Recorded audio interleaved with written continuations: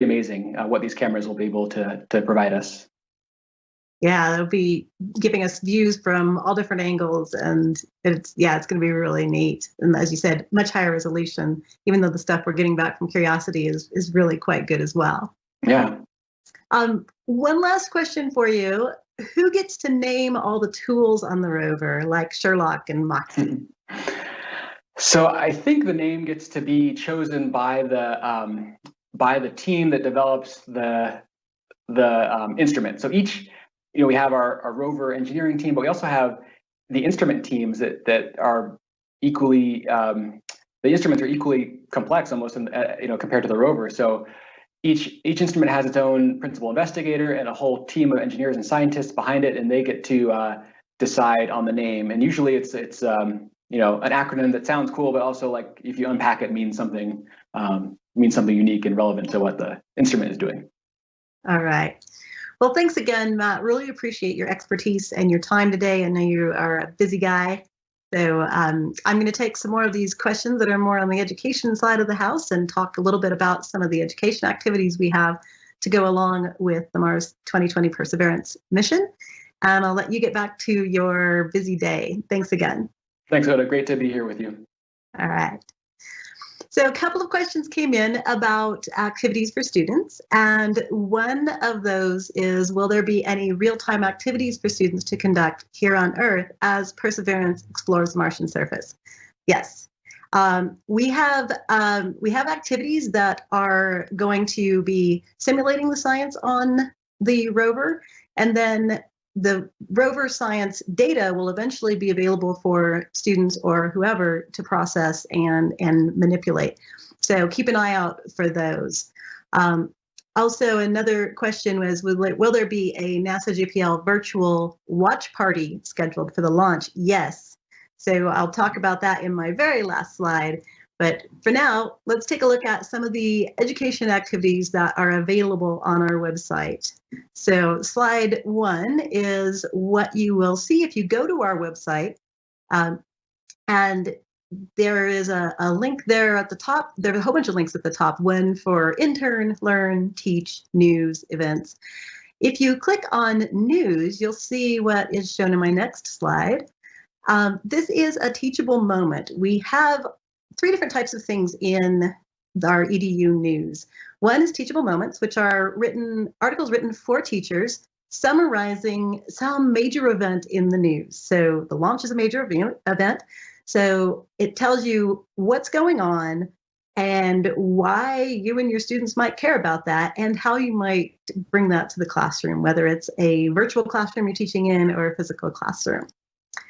The other couple of things that are featured under news are Meet the Interns, which are interviews with some of our interns. There are about 10 interviews on there with interns from the Mars 2020 mission.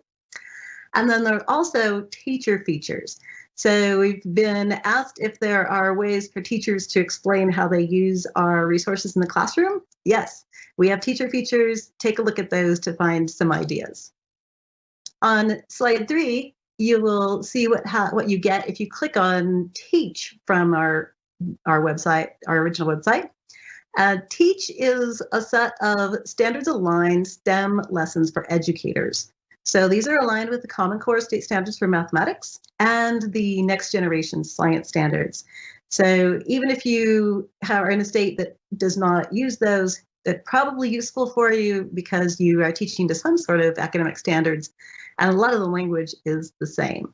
Our activities, you can sort them by the type of activity, the subject, the grade level, the topic, or you can even put in a keyword. We also have a page for students. It's called Learn. And we have, again, different ways of searching for the activities. Some of them are projects that students can do on their own. Some are slideshows, videos, games, even some quizzes in there. And for the learning at home effort that so many of us have been involved in over the past 3 months, we came up with a new website called Learning Space with NASA at Home. On this, you have activities that students can do on their own, along with short, like 2 to 3 minute video tutorials. And those tutorials have subtitles in Spanish. And then we also have FAQs for families that are trying to help their students learn at home. Now, back on the Teach page, we have a whole lot of education resources that are individual lessons. But on slide 6, you'll see our Mission to Mars unit. This is designed as a front to back, learn about Mars, plan a mission to Mars, design your spacecraft, then launch your mission, land on Mars, perform some surface operations, some science, and then a simulated sample return. We put this together in response to a lot of our summer educators and after school educators who were asking for a unified unit for camps and such. So check that out. Slide 7, I have one of my favorite activities from that unit. It is a parachute design activity, and it can be done at any grade level, but we've written it so that it aligns with kindergarten through 2nd grade standards.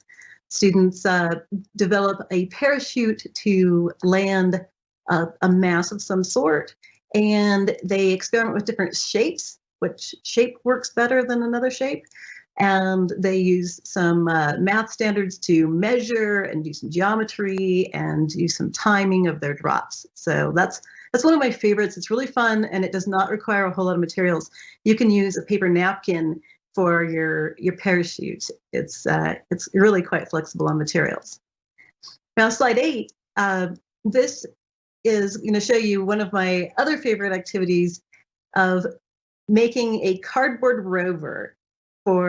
It's called Roving on the Moon as a teacher lesson. We also have it in the student section as Make a Cardboard Rover project. And you use some cardboard. You see some other suggested materials there, but you can use all kinds of different materials. And we give you step-by-step instructions, but we also leave some room for some creative problem solving. So, for example, the plans show you using square wheels. Well, square wheels aren't terrible, but there might be something that's better. And of course, you're thinking, well, sure, there's round wheels. Yeah, well, depending on the surface you're on, round wheels might not be ideal. So the idea is students work on the design of the wheels to produce the furthest traveling rover. And there's even a high school extension that involves some physics of that, which is kind of fun. And if you're looking for a bigger challenge, slide 9 shows our on target lesson, which in the student version is called Land a Spacecraft on Target. And as you heard Matt talking, landing on Mars in a targeted area is really tough. The hole-in-one golf example from California to New York is perfect. Now, we're not going to have students trying to hit a golf ball from California to New York, but this activity has students delivering a payload. In this case, we used a little wooden marble. You could use anything. It doesn't have to be a marble. And you run a string between 2 chairs so that one end is higher than the other. And you put a cup that is the spacecraft that carries the marble on the string, and you have to engineer a delivery system so that when the cup slides down the string, and we use a paper clip to help it slide, it will deliver the marble over the target. And that hopefully makes sense of what I'm trying to describe. It is a lot harder to do than you might imagine.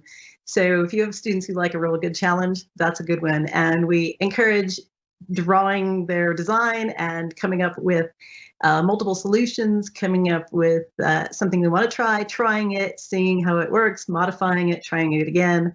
Hardly anyone gets it the first try. So again, simple materials, hopefully things that folks have lying around the house. And you don't even have to use any of the materials we have listed. You could do it with all kinds of modifications. If you don't have a paper cup, that's fine. You could you could fold a paper cone and make it work that way. So all kinds of options. If you have students who are more interested in coding, slide 10 shows you a couple of our coding projects. The top 2 are Explore Mars with Scratch and Code a Mars Helicopter video game. And both of those are using Scratch. or they can use any kind of programming language they want. We just have the steps using Scratch. And on the bottom is if they happen to have robotics at home. Some of your kids have robotics kits. It's a challenge of how to explore the red planet using robots. So they can actually simulate the same kind of engineering and science that we're doing on Mars using their robots that they have either at school or at home. Slide 11 is not necessarily engineering, but sort of engineering because it's computing trajectories and such. This is a lesson called Let's Go to Mars, Calculating Launch Windows. Now, technically, it's calculating launch periods. We named it windows because that's what most people call launch periods. So it's kind of a funny naming convention there. But basically, you heard Matt talk about the fact that we can launch to Mars roughly every 26 months. Well, you could figure out that we're launching in July and then at 26 months, figure out when we could launch again. And you get an approximation. But wouldn't it be fun if you had the opportunity to have your students do the computations from scratch? I think it would be. So this is a lesson that helps students understand how the orbits work, how the transport orbit works, and helps them understand that if you launch too soon, you're going to miss. Mars will be gone by the time you get there. Or if you launch too late, it's the same problem. You're not gonna land on Mars. You have to do it just right. Well, it's a lot of great math, algebra 2 level, so conic sections, and students can figure out using some string and drawing circles and ellipses and some pretty basic arithmetic that comes along with the algebra 2 work, and they can figure out when the next opportunity to launch to Mars is. So that will answer their questions about why are we launching in July? Why not in December? It's a math problem. And lastly, I'd like to point out to you that all of the images and videos that Matt showed and all of the things that I've shown you are publicly available on our websites. So the Teaching Space with NASA, which is our new teacher page for videos, has links to the images and videos that you've seen in today's program. So look for more information there. There's going to be links to the watch party when it's announced, and you can sign up for all these things as well as joining us for future programs. So our next session 3 of the launch conference, will feature science instruments talk, and we look forward to having you join us there. You'll notice that I skipped a few of your questions on the science instruments because I'd love for you to ask those next week. So until then, please have a good time looking over our website and enjoy the activities. And we look forward to hearing your feedback on this program and on our lessons and activities. We'll see you again next time.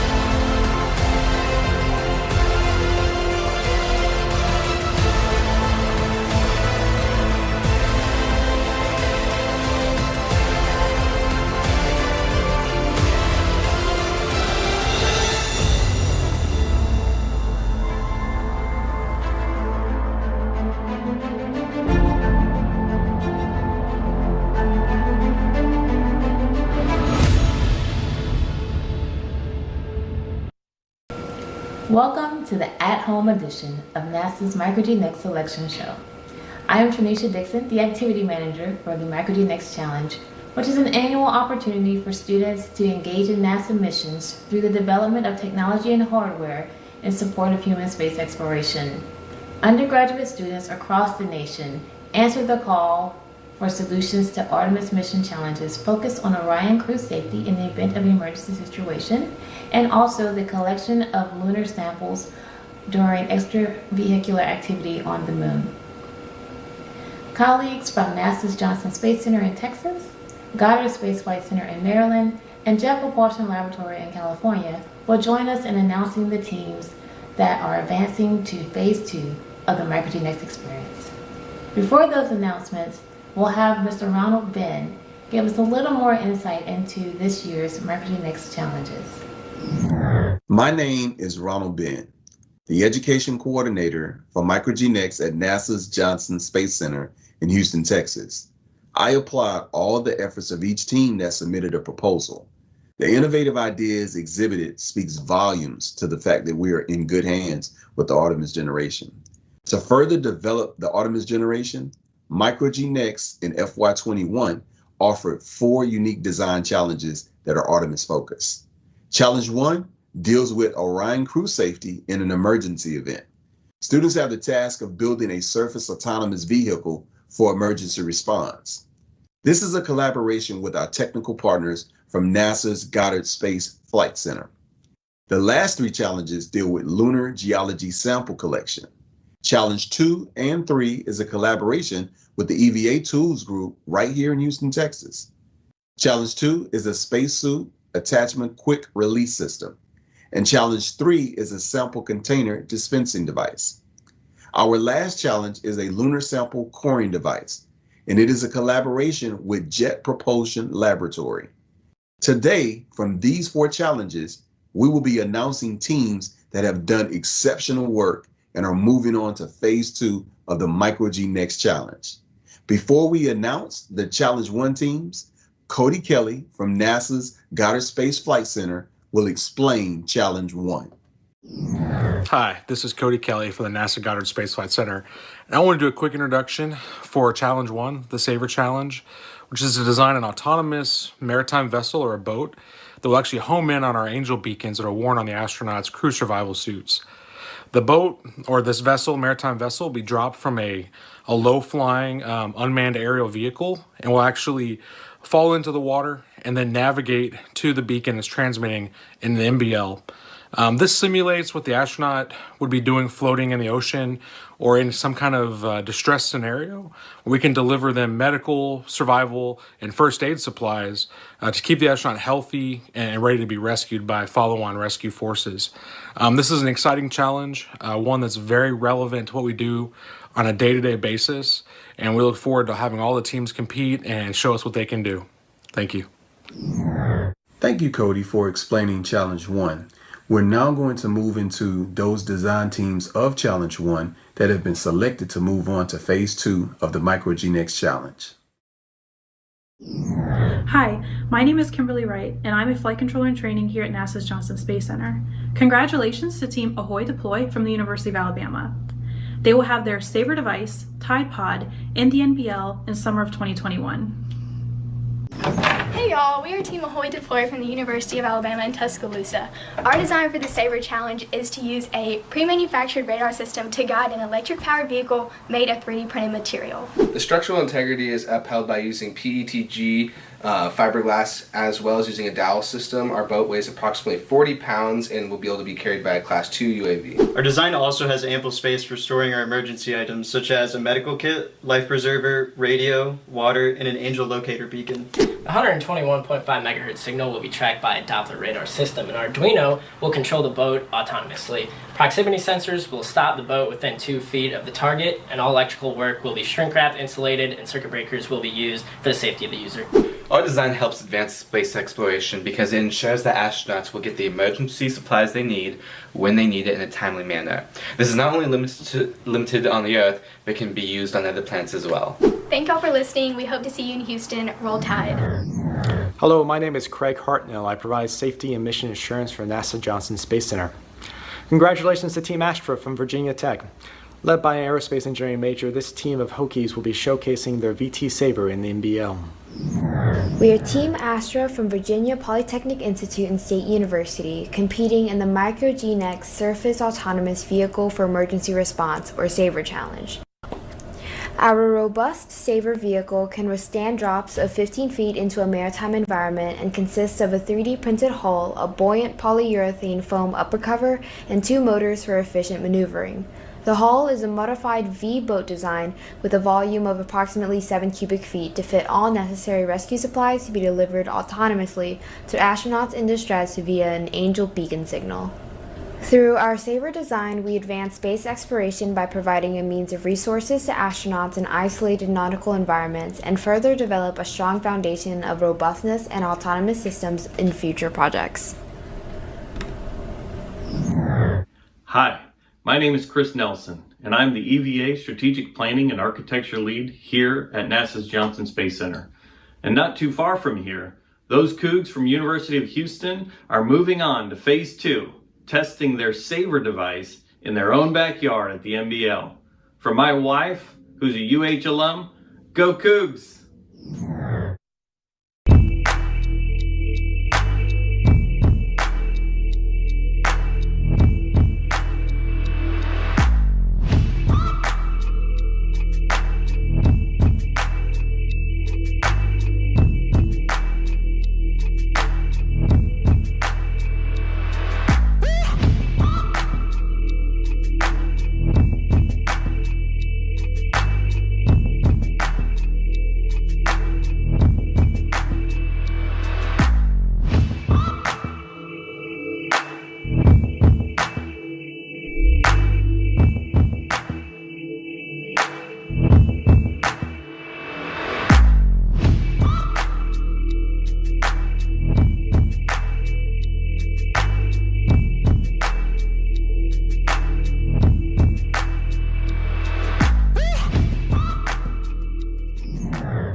Hi, my name is Tyler Duncan, and I'm an operations flight controller and crew instructor here at Johnson Space Center.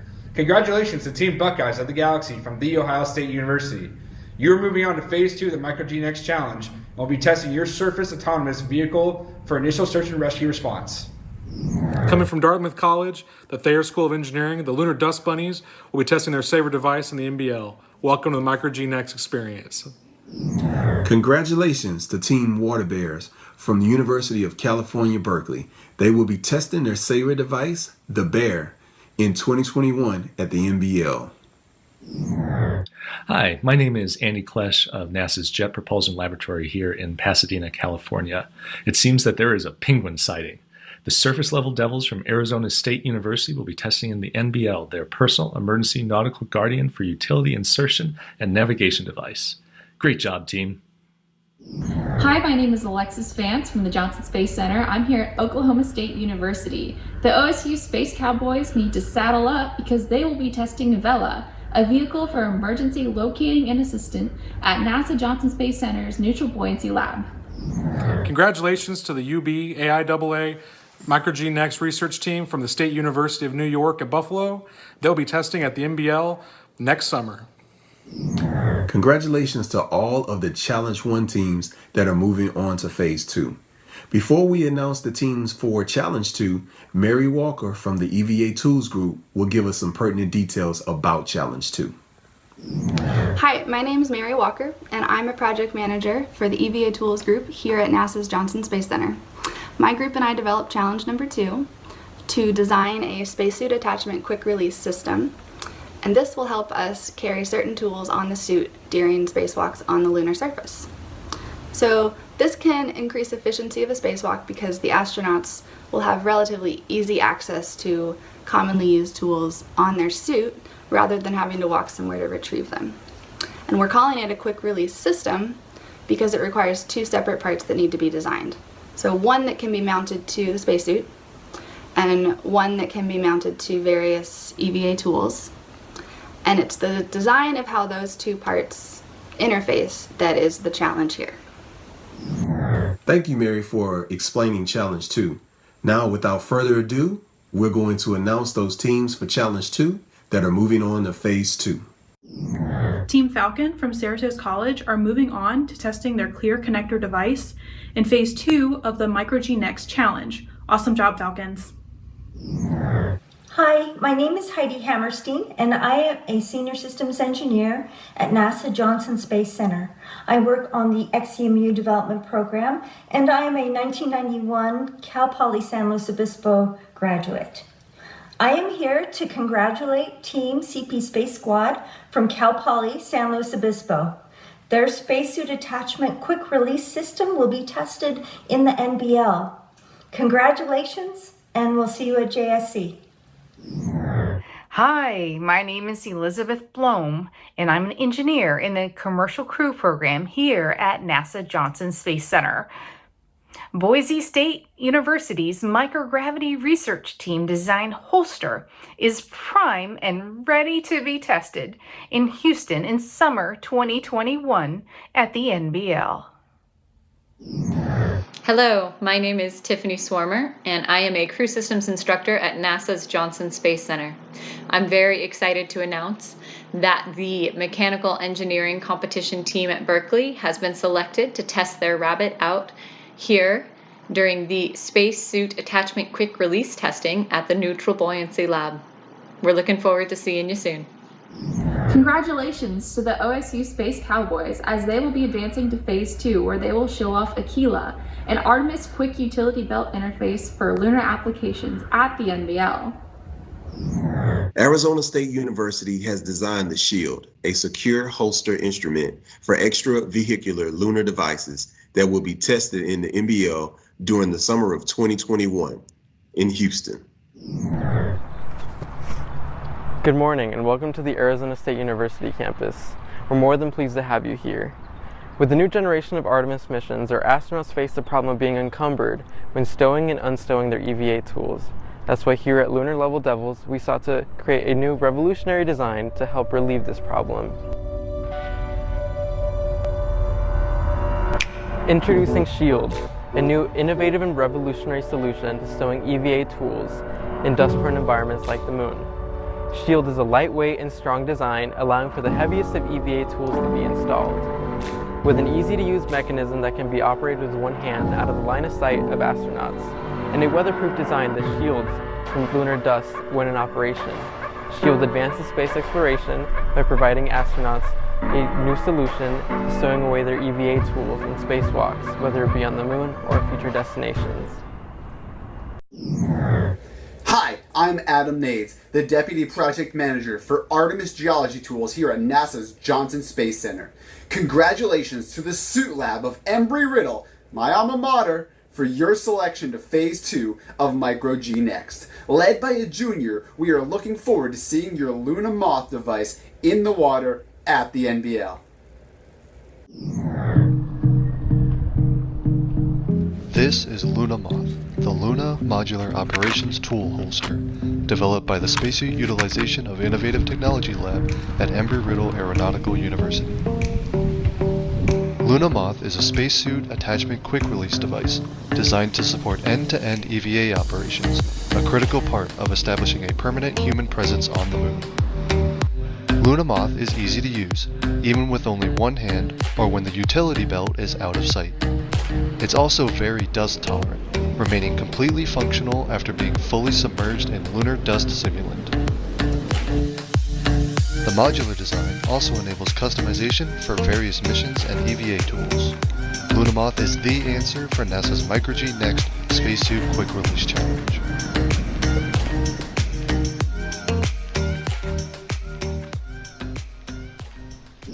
Congratulations to the Lion Link team that is made up of the graduating classes of 2022, 2023, and 2024 from Columbia University. They will test Atlas, their spacesuit attachment quick release system, at the Neutral Buoyancy Laboratory in summer of 2021. Congratulations to all our Challenge 2 teams. I know you're excited about moving on to Phase 2. Now we're going to get into letting Mary explain to us some details about Challenge 3 before we announce those design teams that are moving on. My group and I developed Challenge number 3, a sample container dispensing device. So astronauts will collect geological samples during spacewalks, put them in individual sample bags.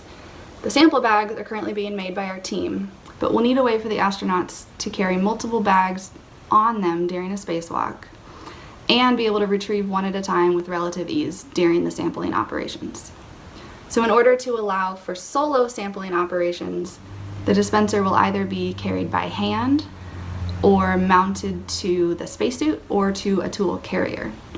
The challenge is to design a simple and reliable dispensing device that protects the bags and aids the astronaut in sampling operations. Thank you, Mary, again for giving us more information about Challenge 3. All right, Challenge 3 teams, are you ready? Let's go ahead and announce those teams that are moving on to Phase 2. Congratulations to the ISU Badgers team from Iowa State University. They are moving on to Phase 2 of the Micro-G Next Challenge and test their sample container dispensing device in the NBL. I am here to congratulate Mustangs on the Moon from Cal Poly San Luis Obispo. This team of 3 mechanical engineering seniors will be testing their MOOD device in the NBL. Congratulations on a great job, and we'll see you at JSC. Hello, we are from Cal Poly San Luis Obispo, and our team is Mustangs on the Moon. Our design addresses the Sample Container Dispensing Device Challenge.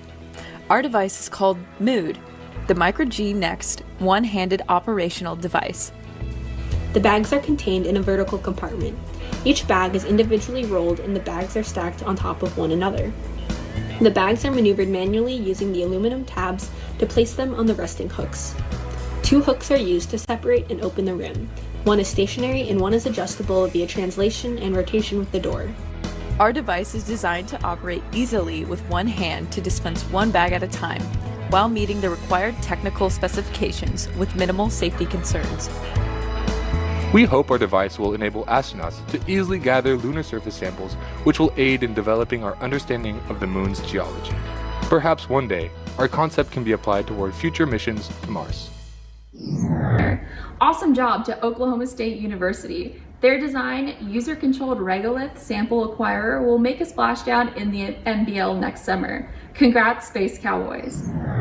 From the City of Providence, the RISD Rover team from Rhode Island School of Design will test their auto-open sample bag dispenser in the NBL in 2021.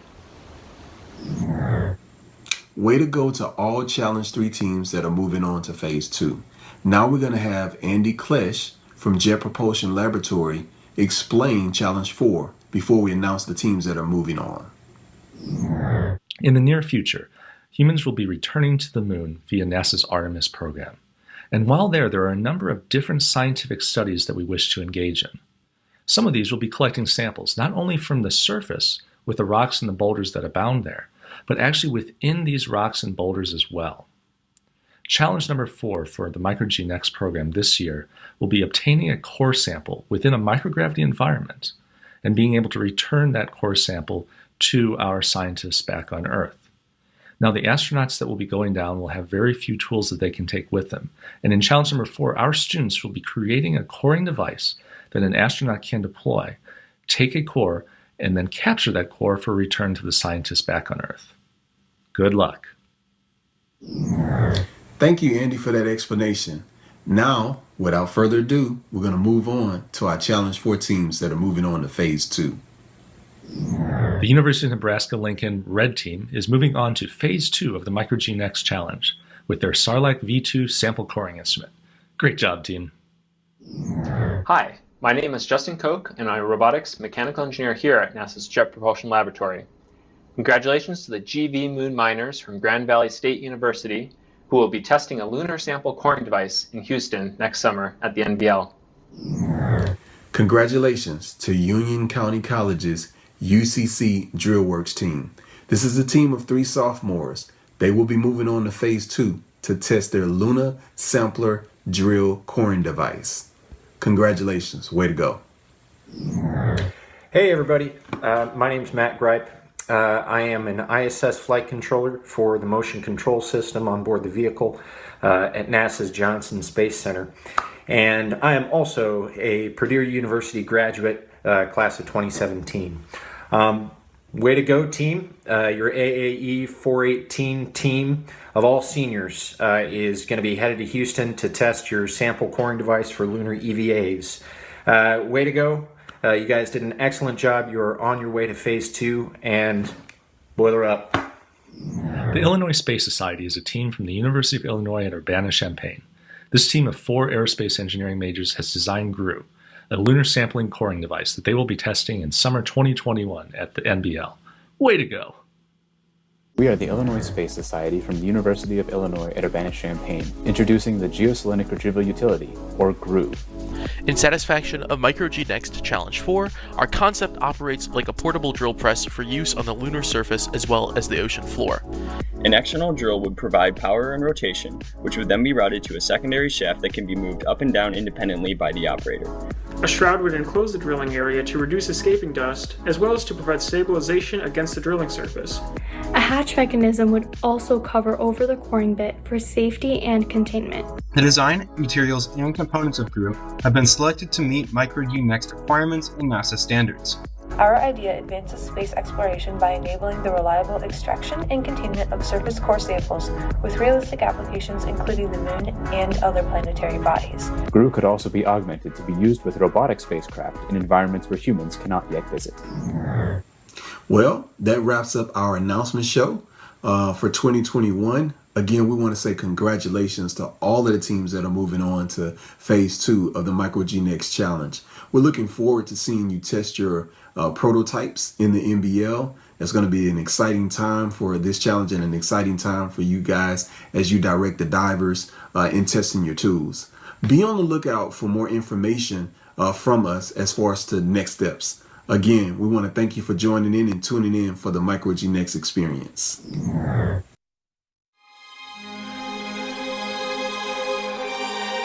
It is great to be back at America's Space Coast, at this historic place with the men and women of the John F.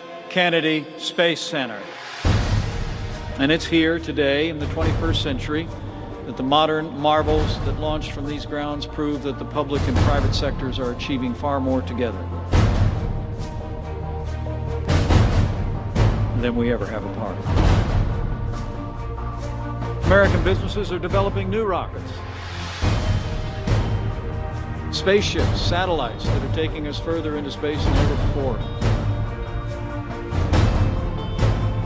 and renewing our confidence that we can and will achieve the impossible once again. This truth echoes through the history of the Kennedy Space Center. Named for a president who challenged the American people to marshal the best of our, in his words, energies and skills to become the world's leading spacefaring nation. I know America will once again astonish the world with the heights we reach and the wonders we achieve.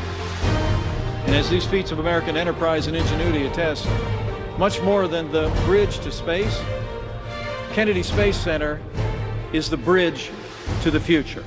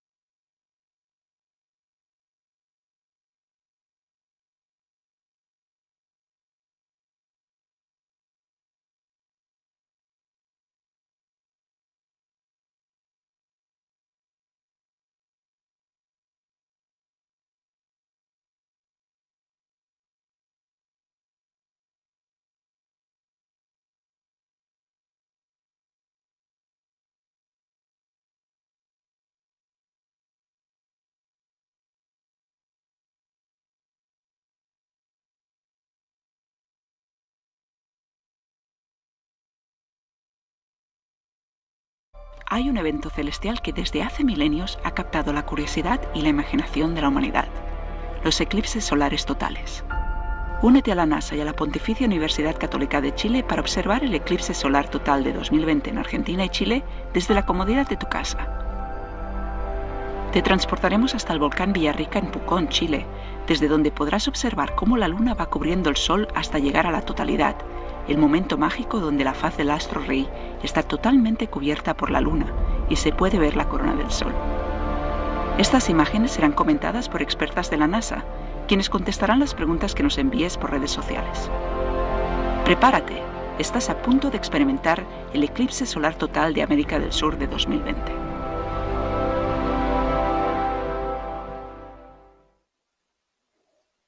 Hola, bienvenidos a nuestro programa en vivo y en español. Hoy vamos a hablar sobre el eclipse solar total que dentro de poco va a pasar por encima de Chile y Argentina. Soy María José Viñas, responsable de comunicaciones en español de la NASA, y estamos retransmitiendo desde Maryland, Estados Unidos, muy cerca del centro de vuelo espacial Goddard de la NASA. En solo 30 minutos habrá un eclipse solar visible en el extremo sur de América del Sur.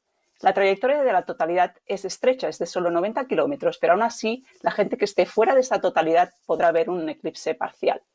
Y estamos compartiendo vistas del eclipse en esta transmisión que nos las han proporcionado nuestros compañeros de la Pontificia Universidad Católica de Chile desde Villarrica, un volcán que está cerca de Pucón, Chile. Y desafortunadamente, como podemos ver, las imágenes de hoy no están mostrando mucho porque en esta área hay bastante nubosidad. Es lo que pasa con los eclipses, a veces tienes buen tiempo, a veces tienes mal tiempo y no se pueden observar y no hay nada que hacer, pero esperemos, cruzamos los dedos y esperamos que se mejore el tiempo para el momento de la totalidad. Hoy vamos a hablar con científicas de la NASA sobre el eclipse, la ciencia del Sol y sobre cómo observar el eclipse de forma segura, lo cual es súper importante. También vamos a contestar a tus preguntas, así que por favor envíanoslas por redes sociales usando la etiqueta Pregunta NASA o déjalas aquí en la sección de comentarios. Y ahora os voy a presentar a las científicas de la NASA que me están acompañando. Son Yari Collado Vega y Bea Gallardo Lacour, que son expertas en física y en meteorología espacial. Hola, Yari. Hola, María José. Estoy súper contenta de estar aquí con ustedes y súper emocionada de toda la gente que podrá presenciar hoy el eclipse solar total. Y encantada de estar aquí con ustedes dos. ¿Cómo estás, Bea? Hola Yari, hola María José, estoy muy contenta de estar compartiendo este momento virtualmente con ustedes y con toda la gente que hoy podrá ver el eclipse. Quiero mandar un saludo especial a mis compatriotas chilenos. Esperemos que el tiempo colabore y que se despejen los cielos para que podamos ver el eclipse. Estoy encantada de teneros a las dos aquí hoy. Y para empezar, Bea, ¿quieres contarnos qué es un eclipse? Claro, los eclipses ocurren cuando la luna pasa entre la Tierra y el Sol. Y es la luna quien proyecta una sombra sobre la Tierra. Para que esto pase, la Tierra, la Luna y el Sol tienen que estar alineados. Y esto únicamente ocurre alrededor de 18 meses. Y pasa no más frecuente porque la órbita de la Luna está inclinada. Por un breve momento, la luna tapará toda la luz brillante del Sol. Y de verdad podremos ver entonces la corona solar, que es la atmósfera solar. Esto es algo bien importante porque usualmente la corona solar no se puede ver porque el Sol es bien brillante. Nosotros los científicos utilizamos instrumentos llamados coronógrafos que hacen eclipses artificiales. Y esto es para poder entonces estudiar esa corona solar, que es donde se originan esas tormentas solares que pueden causar los efectos de meteorología espacial. Pero por la distancia que tenemos entre el instrumento y el Sol, usualmente tapamos más de lo que en verdad queremos tapar, pero la luna lo hace casi perfectamente y vemos partes de la corona que usualmente no podemos ver. Y es algo bien importante para los científicos. Muy bien, muchas gracias por las explicaciones de la teoría. Ahora hablemos un poquito de lo que es la práctica. ¿Cómo se siente uno al ver un eclipse solar, Yari? Tuve la oportunidad de estar en 2 eclipses totales solares. En el primero fue el 2017. Desgraciadamente estábamos en Carolina del Sur y había mucha nubosidad y no pudimos ver el eclipse. Pero en el 2019 pude viajar a Argentina y pude ver el eclipse total solar. Y una experiencia completamente inolvidable. Cuando ocurre el eclipse en su totalidad, se oscurece, que parece crepúsculo. Los animales se confunden porque piensan que es de noche. La temperatura baja. Es una experiencia completamente inolvidable que de verdad les recomiendo a todo el mundo hacerlo por lo menos una vez en su vida. Bea, ¿y tú has tenido experiencias con los eclipses? Sí, el último eclipse que vi fue también el eclipse del 2017 en Norteamérica. Lamentablemente yo no lo vi como un eclipse total, solamente lo vi como un eclipse parcial porque estaba en Canadá, pero lo bueno fue que estaba totalmente despejado, entonces pudimos ver desde el inicio del eclipse hasta el final. Ese día nosotros subimos al techo del edificio de la universidad donde estaba trabajando y vimos el eclipse rodeado de los instrumentos ópticos que nosotros normalmente usamos para estudiar meteorología espacial. Entonces, a pesar de que no fue tal vez tan mágico como lo que la gente experimenta cuando ve un eclipse total, fue igual maravilloso verlo con nuestros propios instrumentos. Muy bien, y como habéis comentado, de las características más especiales de un eclipse es que durante unos momentos en la totalidad podemos observar la corona. ¿Cómo de importante es estudiar esta región del Sol? Estudiar la parte de la corona es muy, muy importante. Y la parte de la corona es lo que vamos a ver durante el eclipse. Y es importante porque es en la corona donde se desarrollan muchos de los eventos meteorológicos espaciales. Las condiciones en el espacio siempre están cambiando. De la misma manera en que el clima en la Tierra cambia, esos cambios que pasan en el espacio nosotros lo llamamos meteorología espacial. Y un efecto bastante conocido de la meteorología espacial son las auroras, que son estos fenómenos que pasan en el hemisferio norte y sur, en la parte de los polos de la Tierra. Pero la meteorología espacial también puede causar problemas a nuestras naves espaciales, a los astronautas y también a las tecnologías cotidianas, como son la radio y el GPS. Entonces, estudiar la corona solar puede ayudarnos a comprender el complicado campo magnético del Sol, que es lo que impulsa la actividad detrás de la meteorología espacial. A largo plazo, nosotros queremos hacer predicciones de la meteorología espacial de la misma manera que hacemos predicciones aquí en la Tierra. Por ejemplo, uno sale afuera, uno quiere saber si hace frío, si hace calor, si va a llover. De esa misma manera, nosotros queremos hacer esas predicciones de lo que está ocurriendo en las tormentas solares y lo hacemos estudiando esa corona solar. Y es para saber que si puede haber causas en problemas de daños a instrumentos de satélite en el espacio o en los astronautas que quieran viajar al espacio. Es algo bien importante.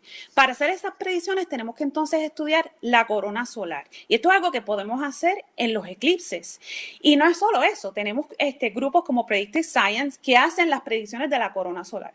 Cuando entonces nosotros estamos en las observaciones del eclipse, podemos entonces comparar esas observaciones con los modelos para saber si los modelos nos están dando unas predicciones correctas de la corona solar. Y si no es así, hacer las validaciones correctas para que entonces los modelos puedan hacer esas predicciones de una manera más correcta y poder tener mejores predicciones de la meteorología espacial. Y es algo que queremos hacer en un futuro. Muchas gracias, Yari, Bea. Y si acabas de sintonizar nuestro programa, estamos transmitiendo en vivo y en español desde Maryland, Estados Unidos, cerca del centro de vuelo espacial Goddard de la NASA, y estamos hablando del eclipse solar total que dentro de menos de 30 minutos pasará por encima de Chile y Argentina. Como podéis ver, la vista del eclipse que estamos obteniendo desde Pucón no es muy buena, está bastante nublado allí, pero esperemos que mejoren las condiciones. Pero sí que tenemos un par de propuestas para todos aquellos que estéis cerca de la trayectoria de la totalidad para que podáis colaborar con la NASA. La primera es mediante una aplicación de celular. Podéis bajar una aplicación que se llama NASA Globe Observer.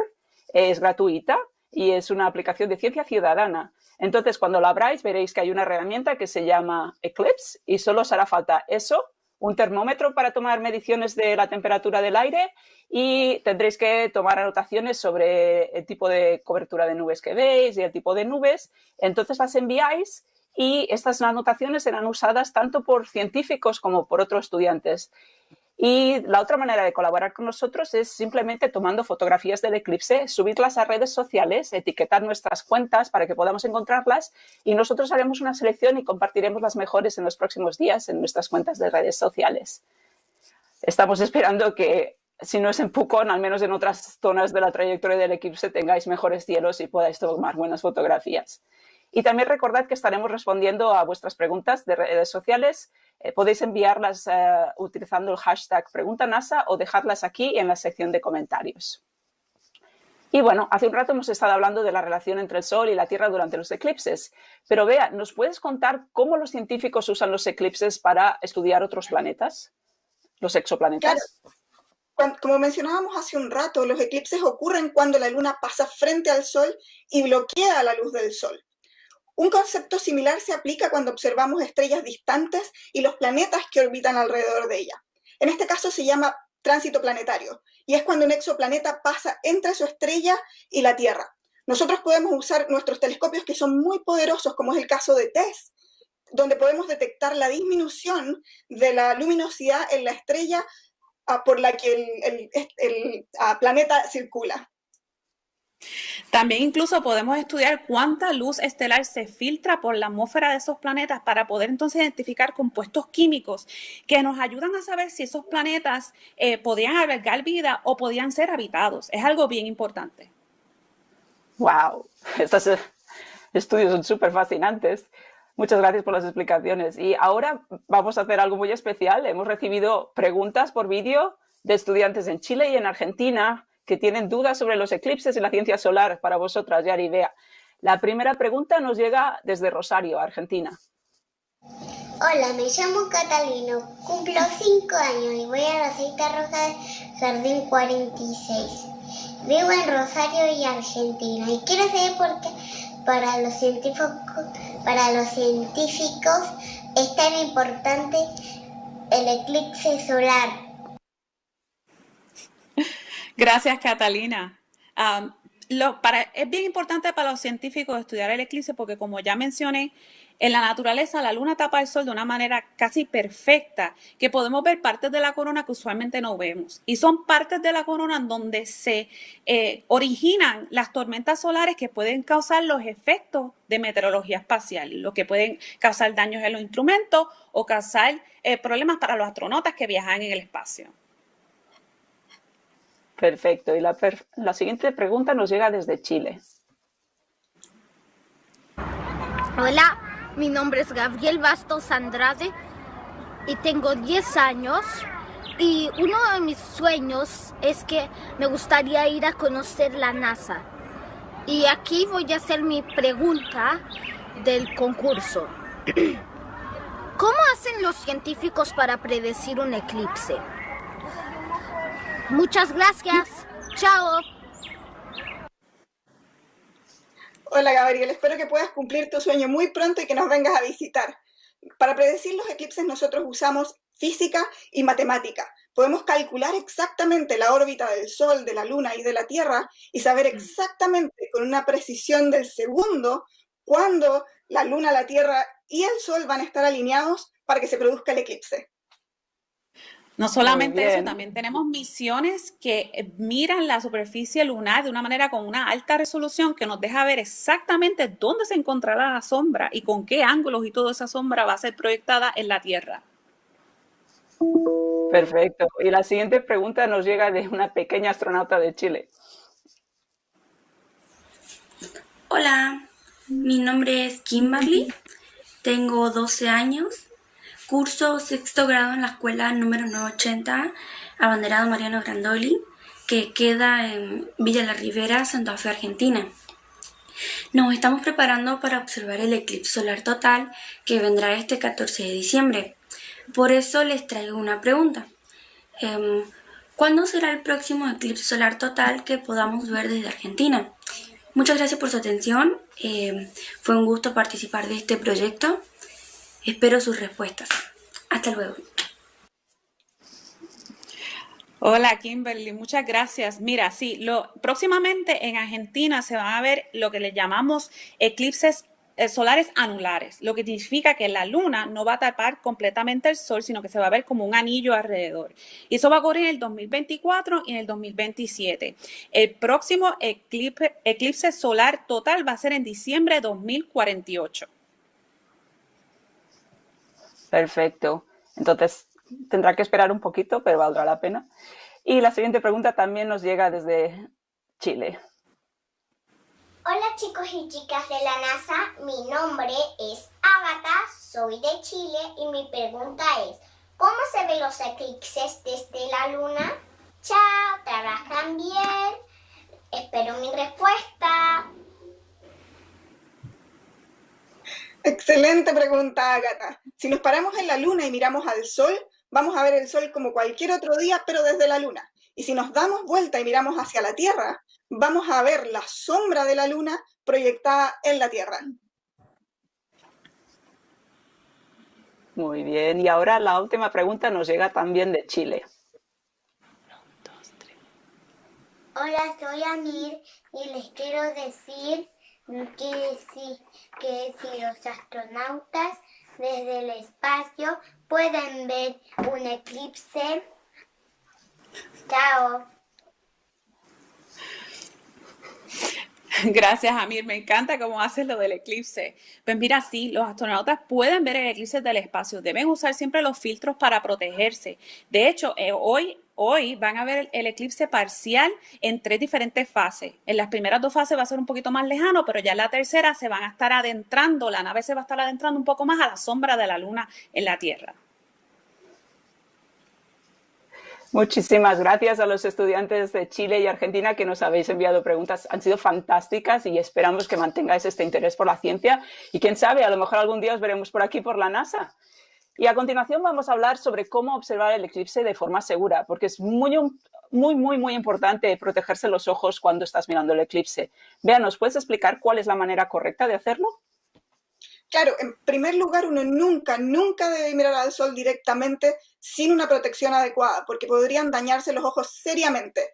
Es súper importante usar gafas para el eclipse, que no son gafas de sol de las que usamos normalmente, sino que son gafas con filtros especiales. Y estas ayudan a proteger los ojos.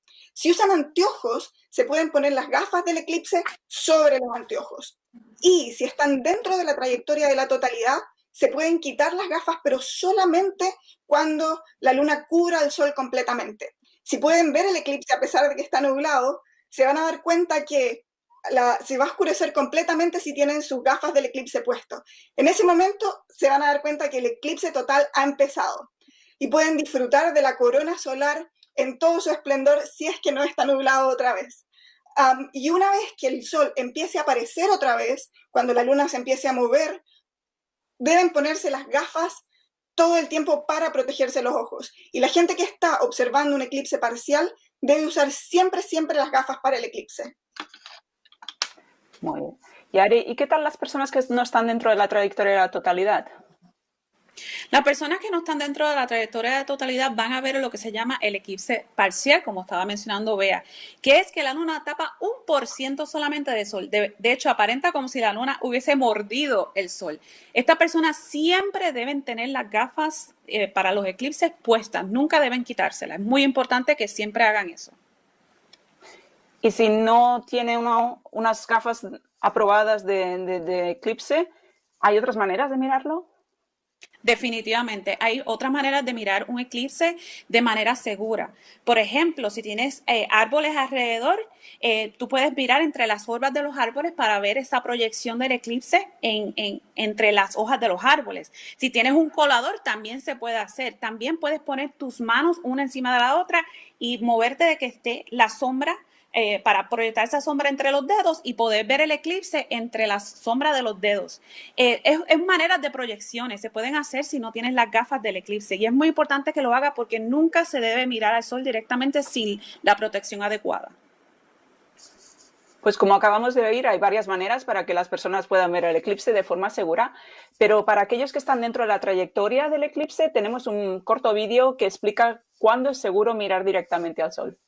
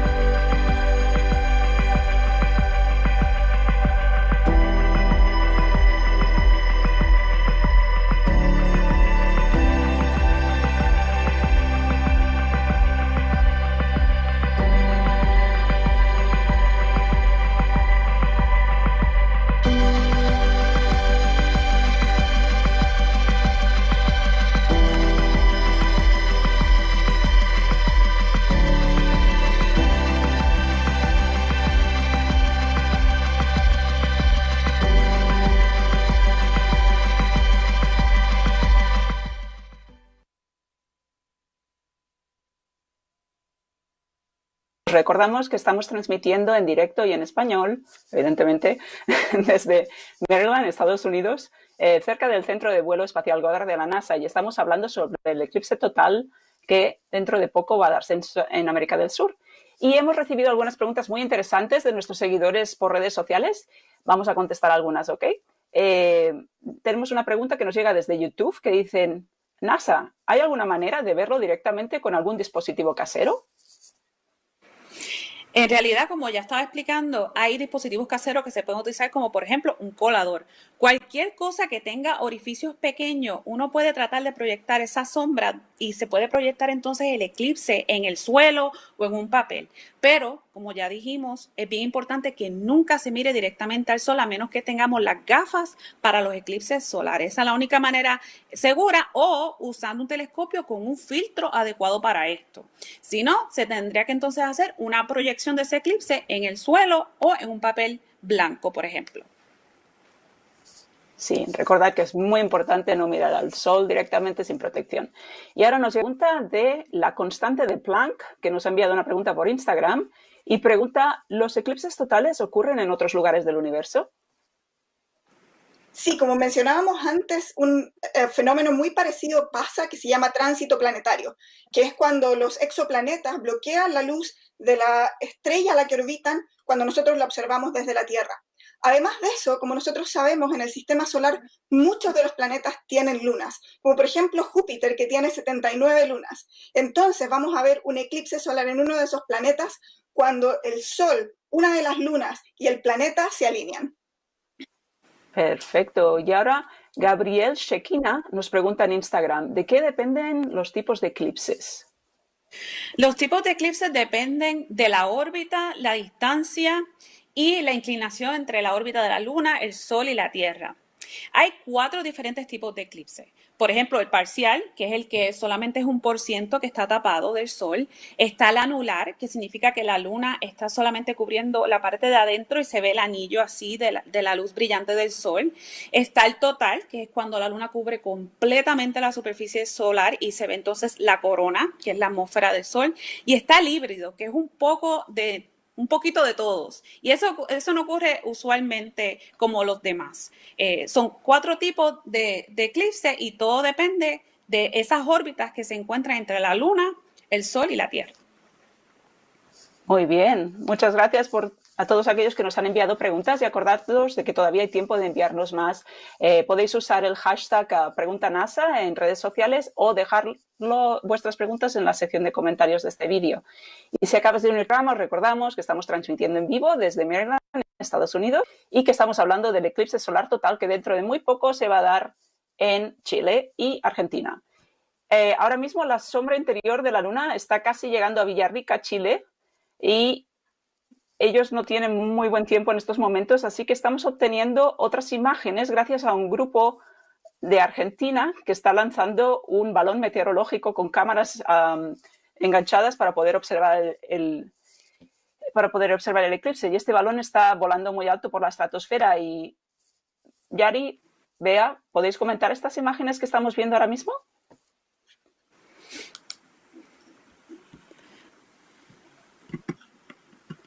Las imágenes se ve, de hecho, que ya está comenzando el eclipse y se ve entonces la Luna tapando 1% de la superficie solar. Y como ven, como ya dije, aparenta como si la Luna hubiese mordido el Sol. Y entonces, para pasar el tiempo, vamos a ver cómo va progresando el eclipse hasta que entonces se encuentran las diferentes fases del eclipse, que luego vamos a definirlas, y entonces ocurre el eclipse total. Y la totalidad va a durar un poco más de 2 minutos. La duración de la totalidad varía dependiendo de dónde lo observan, de qué tan cerca o lejos estén de la trayectoria de la totalidad. Recuerden usar sus lentes para no dañarse los ojos, sus lentes del eclipse. Sí, y una corrección, he mencionado equivocadamente que se trataban de imágenes de un balón meteorológico.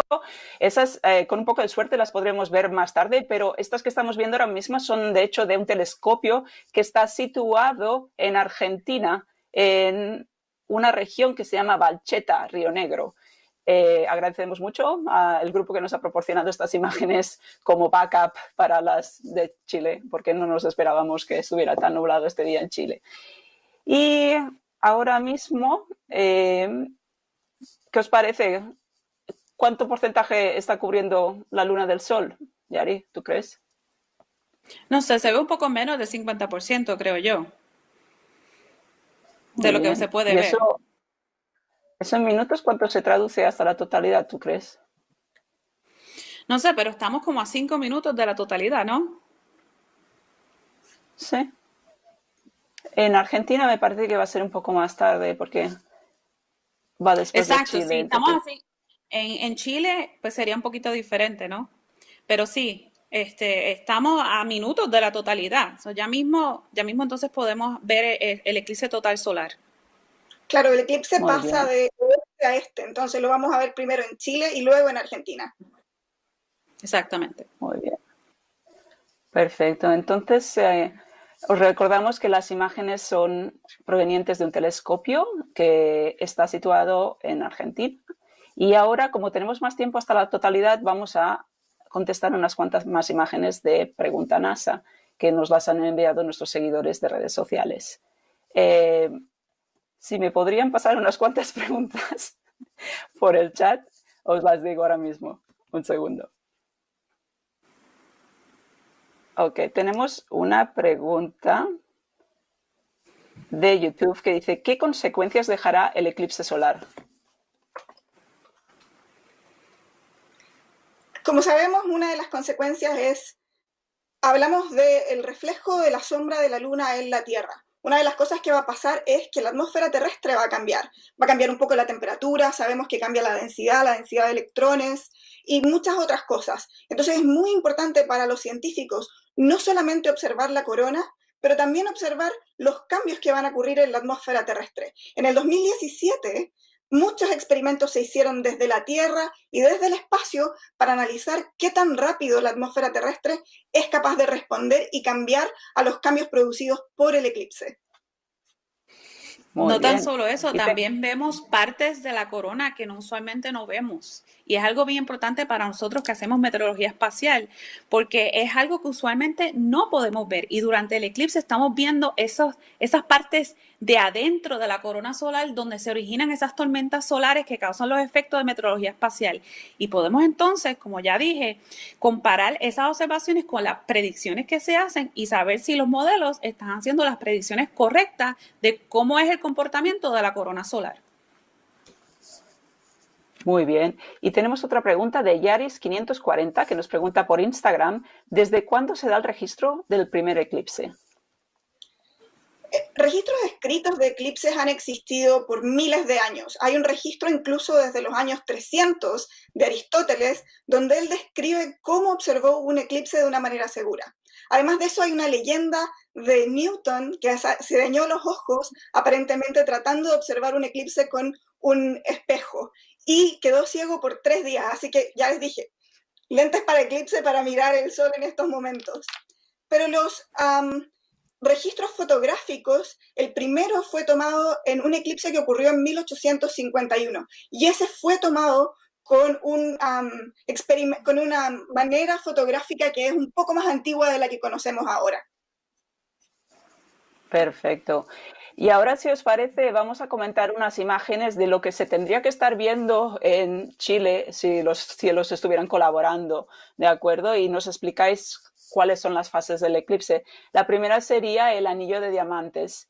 Yari, ¿nos puedes decir qué es lo que es? Pues mira, hay diferentes fases del eclipse, como ya dijiste, y el anillo, lo que le dicen el anillo de diamante es cuando la luna está casi a punto de tapar completamente el sol, se ve ese último rayo de luz y que parece un diamante y a la misma vez tenemos entonces el anillo alrededor y por eso se le llama el anillo de diamante de la fase. Luego de esto vienen las fases de Baileys, que eso, Bea se las puede explicar.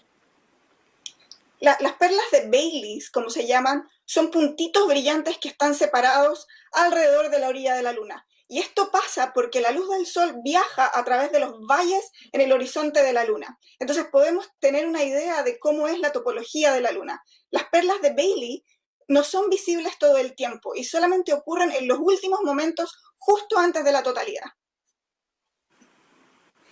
Exactamente. Luego de esto, vemos como la luna tapa completamente el sol y entonces podemos ver con nuestros propios ojos, eso es algo impresionante, la corona solar. Y vemos entonces esto es lo que le llamamos los streamers, que es esa composición, ese campo magnético de la corona solar y cómo se define, que cambia dependiendo del ciclo solar. Los streamers son como lazos brillantes que se desarrollan cerca de las regiones activas del Sol. Y es el viento solar, que es una mezcla de campo magnético y partículas que salen desde el Sol, que estiran estos lazos y le dan una forma elongada, como estamos viendo en la figura. Y dependiendo de cómo estemos en el ciclo solar, cuando estamos en la etapa máxima, que tenemos mucha actividad solar, cuando tenemos el eclipse total de esta manera, podemos ver que la corona solar es un poquito más compleja. Pero entonces cuando estamos en la etapa mínima, vemos que la corona solar es un poquito menos compleja, tiene menos streamers, menos definición como tal. Esto ocurre por el ciclo solar, pero definitivamente no importa si nosotros vemos un eclipse total solar cuando estamos en la etapa máxima o en la etapa mínima del ciclo solar, porque es algo completamente impresionante. Actualmente nos encontramos en la entrada del nuevo ciclo solar y estamos empezando a tener un poquito más actividad solar, que es lo que causa las tormentas solares. Muy bien, pues en estos momentos son las 11:03 de la mañana en la costa este de Estados Unidos y eso significa que el eclipse total acaba de pasar por encima de Pucón y desafortunadamente el telescopio que teníamos allá no ha podido verlo por culpa del mal tiempo, pero haya buen tiempo o mal tiempo, el Sol y la Luna no se paran, así que el eclipse sigue avanzando a través de América del Sur, de oeste a oeste. Ahora pasará por Chile y Argentina antes de llegar al Océano Atlántico Sur, que es donde se dará la mayor parte de este eclipse. Y si te encuentras en el camino del eclipse, te animamos a que tomes fotos y nos las envíes por redes sociales. Acuérdate de etiquetar nuestras cuentas para que podamos encontrarlas y haremos una selección de las mejores y las compartiremos en los próximos días en nuestras cuentas de la NASA.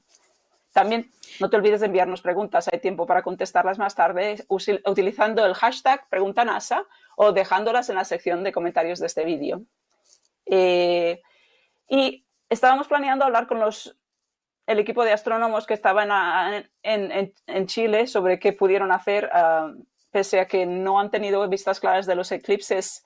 Sí que sabemos que han podido llevar a cabo un par de experimentos, pero de momento no se han podido estar online. Veremos si se pueden conectar más tarde y vamos a pasar a contestar más preguntas del público. Ahora mismo tenemos una pregunta que nos la envió Ruby Kisbert, que dice: ¿cuánto durará el eclipse? La totalidad del eclipse dura un poquito más de 2 minutos y el tiempo depende de qué tan lejos estén ustedes de la trayectoria de la totalidad. Mientras más lejos, menos tiempo. Muy bien. Y me pregunta Nelson en Twitter: ¿cuánto puede bajar la temperatura en el momento de la totalidad? ¿Y podremos ver Mercurio? No recuerdo bien cuánto es la cantidad exacta de los grados, pero sí se puede sentir. Recuerdo cuando estaba en 2019 en Argentina que se sintió el cambio de temperatura. Y de hecho quería decir que esto es algo que no solamente se siente cuando uno puede ver el eclipse. A pesar de que no se pueda ver el eclipse y esté nublado, una de las cosas que uno va a presenciar va a ser que va a disminuir y se va a oscurecer y va entonces a bajar también la temperatura. Y a pesar de que no va a ser la misma experiencia porque no se puede ver el eclipse total así con tus propios ojos, esa experiencia de sentir que se oscurece, que baja la temperatura, es algo bien sorprendente, es algo que nunca se va a olvidar, porque a pesar del 2017 que no pude ver el eclipse, todavía me acuerdo de esa sensación de cuando oscureció y la gente aplaudiendo y todo el mundo bien emocionado, porque a pesar de que no se pudo ver, se siente que algo está pasando en la naturaleza. Sí, y esto es lo que pasa con los eclipses, ¿no? No podemos saber exactamente cuándo van a ocurrir, pero no sabemos si se van a poder ver o no desde el lugar en el que estamos, es lo que hay. Y nos comenta Fede Aldoma en Instagram, pregunta: ¿el eclipse afectará al ritmo circadiano? Que, como sabemos, es el ritmo del sueño que tenemos, nuestro reloj interno, digamos. El eclipse para una persona normal es bastante corto, entonces no cambia el ritmo del sueño de una persona. Sin embargo, los animales sí se confunden. Como Yari comentaba antes, los animales sí creen que es de noche y se sienten los pájaros que vuelven a cantar como si fuera en la mañana. Entonces ellos sí se confunden con los eclipses. Pero supongo que será un efecto a corto plazo, ¿no? Sí. Sí, es un efecto a corto plazo, pero el comportamiento de los animales cambia. Eso es algo también, eso es uno de los experimentos que los científicos hacen. Ellos tratan de estudiar el comportamiento de los animales cuando ocurre el eclipse y cuando está saliendo también el eclipse, para ver cómo ellos vuelven de pensar que era de noche y vuelven otra vez a salir pensando que es de día. Y es un experimento que es bien interesante. Y cuando estuve en Carolina del Sur y en Argentina, se podía sentir que los animales, por ejemplo, los pájaros comenzaban a cantar cuando empezó otra vez a salir la luz. Y es algo bien interesante porque uno dice, wow, los animales se confundieron, pensaron que era de noche. Es un evento bien impresionante, el cambio como oscurece y el cambio de temperatura. Y ahora tenemos una pregunta que nos la ha enviado varias gente, porque es normal que nos la suelan preguntar en este tipo de programas en vivo, y es, ¿qué es lo que se necesita para entrar a trabajar en la NASA? Yo,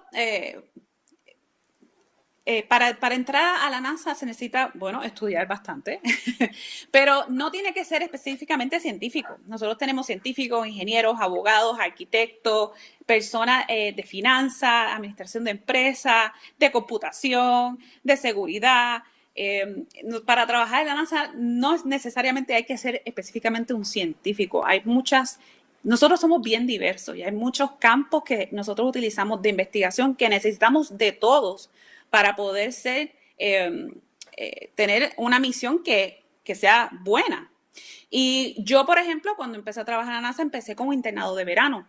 Y yo pienso que es algo que le digo a todos mis estudiantes, por ejemplo, que deben hacer internados de verano para saber qué es lo que les gusta y a la misma vez mantener luego en un futuro esa comunicación con las personas con las que trabajan. Es algo que yo pienso que todos los estudiantes deben hacer en algún momento en su carrera. Muy bien, es un buen mensaje, Yari. Pero yo también quería especificar, este programa está en español, seguramente nos está viendo mucha gente en Latinoamérica. Vosotras, como mujeres hispanas, ¿tenéis algún mensaje en particular para todos aquellos latinos que nos están siguiendo? De cómo podrían entrar a la NASA, consejos, etcétera. El mejor consejo que les podría dar es que busquen algo que les guste hacer y que lo hagan con mucha pasión y mucho esfuerzo y así logren ser los mejores en lo que hagan. Y que no es imposible, o sea, en estos momentos tienen 2 latinas que les están hablando desde el eclipse y ustedes pueden ser los próximos. Yo tengo un consejo de que nunca dejes de ser quien tú eres. Muchas personas, la vida es tuya, tú eres el que la vas a vivir y nadie más. Y si tú quieres cambiar, que cambies porque tú quieres cambiar, no porque nadie más te lo pida. Mucha gente me miraba y me decía que yo no llenaba el estereotipo de lo que era una científica, pero a mí nunca eso me quitaba el sueño, como nosotros decimos. Al contrario, me daba un poquito más de fuerza para siempre ser yo y decir, aquí estoy yo, y valorar todo mi trabajo en el equipo de NASA. Muchas gracias por compartir todo esto. Y ahora me cuentan que sí, que por fin se pudieron conectar los científicos de Chile y vamos a poder hablar con ellos. Tomás y su equipo estaban preparados para realizar varios experimentos durante el eclipse, ya que los eclipses son la oportunidad perfecta para estudiar el Sol. Es como si la naturaleza diseñara un experimento perfecto. Y la preparación para este tipo de eclipses, que duran poco, 2 minutos, 3 minutos a lo sumo, es muy intensa. Se tiene que desplazar mucha gente, mucho material, hacer ensayos generales, y luego tienen poco tiempo para realizar todo esto. Pero no importa cuántas veces practiques, porque lo que no puedes garantizar seguro es que el tiempo vaya a colaborar, como ha pasado en esta ocasión. Y esto es uno de los desafíos de la ciencia del eclipse.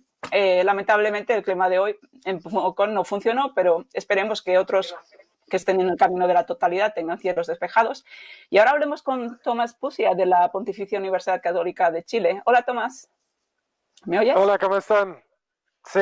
Bien. Muy bien. ¿Cómo estáis ahí? Nosotros estamos bien, ¿y vosotros cómo sentís? Bueno, sí, realmente un desafío, como tú dijiste, que hay que armar muchos equipos, cámaras, pero también garantizar la conexión al Internet con suficientemente banda ancha. Y bueno, armamos todo, estuvimos perfectamente preparados, pero lamentablemente el tiempo no me permitió observaciones de alta resolución con los equipos, telescopios, lentes de bastante poder. Ya no pudimos apuntar al cielo porque está lloviendo como loco. Pero de toda manera, pasó la sombra, se cambió completamente el medio ambiente, la temperatura bajó significativamente y bueno, se apagó la luz, se completamente asombró todo. Era básicamente noche por 2 minutos y 9 segundos. Y bueno, ahora estamos de vuelta en un día un poquito menos amable. Muy bien. Y tú has estado en otros eclipses, ¿verdad? Sí, bueno, mi primer eclipse era 99 en Europa. Y bueno, me enamoré en la corona y desde aquí el último eclipse que participé era en 2019 en el norte de Chile, en Valle del Elqui. Y allá tuvimos bueno, cielos perfectamente despejados, tuvimos un montón de imágenes y también grabaciones.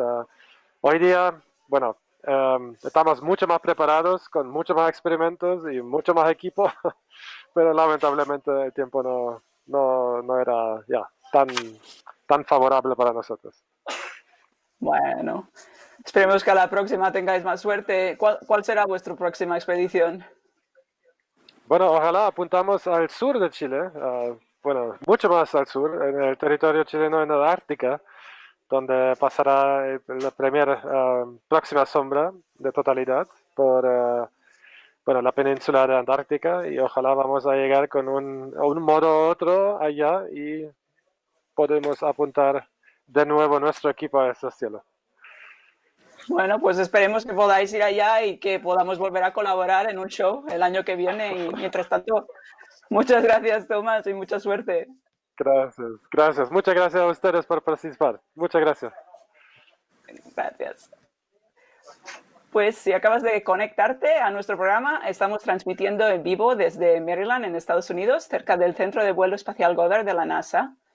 Y aunque las nubes taparon nuestra vista, ya pasó el eclipse solar sobre Pucón, Chile, que es donde teníamos un telescopio situado gracias a la Pontificia Universidad Católica de Chile.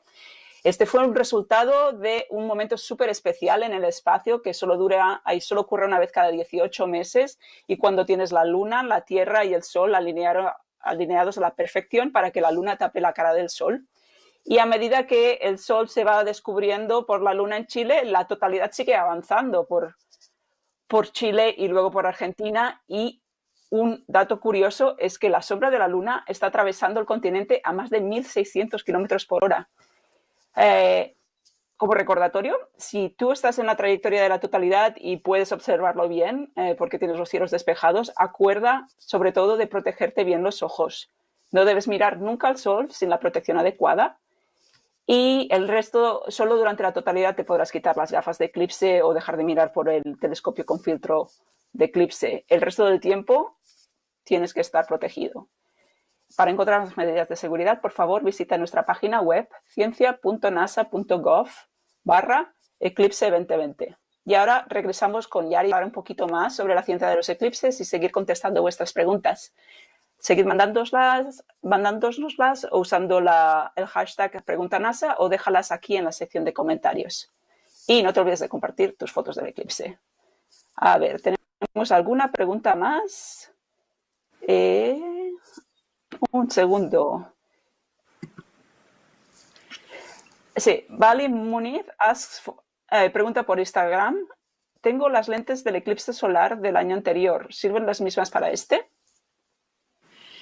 En realidad sí, solamente si no están rayadas o tienen un orificio. Es bien importante que hay que chequearlas bien, que no estén ni rayadas ni tengan un orificio, porque eso es bien peligroso. Si están en perfecta condición, definitivamente se pueden utilizar. Muy bien, así que comprobad que las gafas estén en buen estado antes de volverlas a usar. Y después tenemos a 000/hub. Nos pregunta por Instagram si los eclipses traen mal tiempo. Como les comentábamos antes, el eclipse produce la sombra de la luna en la Tierra, pero estos cambios en la atmósfera son bastante pequeños y no logran cambiar el clima de la Tierra en la troposfera, en lo que nosotros sentimos. Hay tradiciones en el folclore, en culturas chilenas, por ejemplo, como la cultura mapuche, que ellos asocian estos cambios que produce el eclipse con cambios en su medio, pero eso es solamente cultura como parte del folclore. Muy bien, pues te pregunto una pregunta más y luego vamos de vuelta al equipo que tenemos en Chile, porque también podemos hablar con una astrónoma llamada Daniela, pero para daros tiempo del cambio de conexión, hay una pregunta más que nos llega por redes sociales y creo que es perfecta para ti, Yari, es ¿cómo nos afectan las manchas de erosiones solares? Las manchas solares son cosas que podemos ver entre los telescopios desde la superficie de la Tierra, pero entonces cuando nosotros miramos esa mancha solar en la corona es lo que nosotros le llamamos la región activa, y de ahí es donde se originan mayormente los destellos solares, por ejemplo, o las eyecciones de masa coronal. Estos son eventos, tormentas solares, que pueden causar problemas en los instrumentos de satélite y también pueden causar un ambiente de radiación que puede ser dañino para los astronautas que están en el espacio. No solamente eso, los destellos solares pueden causar problemas en las comunicaciones de radio, en las señales de GPS, porque van a haber cambios en la atmósfera alta de la Tierra. Es algo que es importante porque es un impacto directo a la sociedad, no es un impacto directo como tal a la humanidad, sino a la sociedad porque afecta la tecnología que usamos todos los días. Muchas gracias, Yari. Y ahora me comentan que estamos listos para ir de nuevo a hablar con nuestros compañeros en el terreno, en Chile, y vamos a estar hablando con Daniela Fernández, que es astrónoma residente del Observatorio Docente de UCE. Hola, Daniela, ¿qué tal? Daniela, ¿me oyes? ¿Sí? ¿Me escuchas? Hola. Sí. ¿Qué tal? ¿Cómo ha ido hoy el eclipse? ¿Qué piensas? Aparte de lo de las nubes, claro. Venimos de hecho justo ingresando de vuelta al estudio, tenemos una transmisión en vivo, un show con harto material, conversaciones, salimos a mirar la totalidad, cómo cambiaba ¿cierto? La luminosidad del cielo independiente de que estábamos totalmente cubiertos por nube y con un poco de lluvia.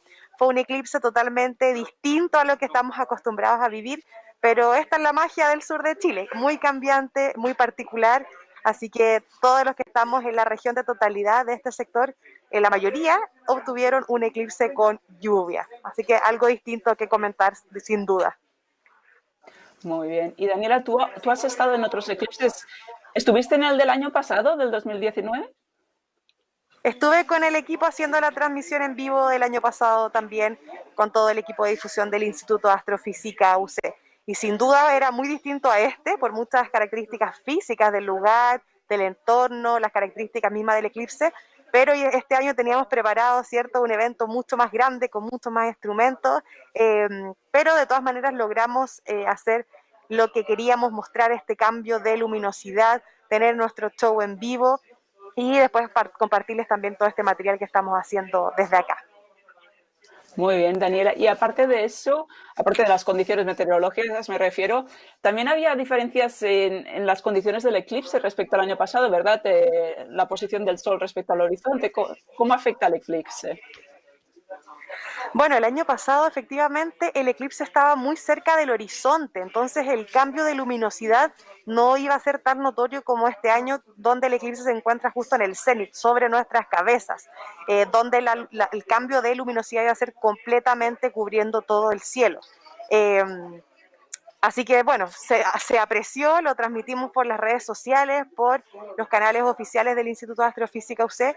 Quedamos con las ganas de ver la corona, pero de todas maneras fue una experiencia inolvidable, muy distinta y muy distinta obviamente a lo que fue, por supuesto, el año pasado. Bueno, Daniela, muchas gracias por hablar con nosotros y de veras os deseamos que tengáis suerte en el próximo eclipse y que podáis ir a la Antártida, que lo veáis bien y que lo compartáis con nosotros.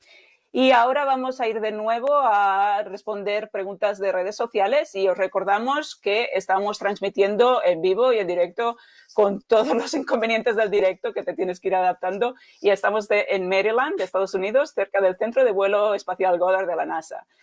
Voy a mirar si nos han llegado más preguntas de redes. Acordad de enviárnoslas usando la etiqueta Pregunta NASA o déjalas aquí en la sección de comentarios. Gracias.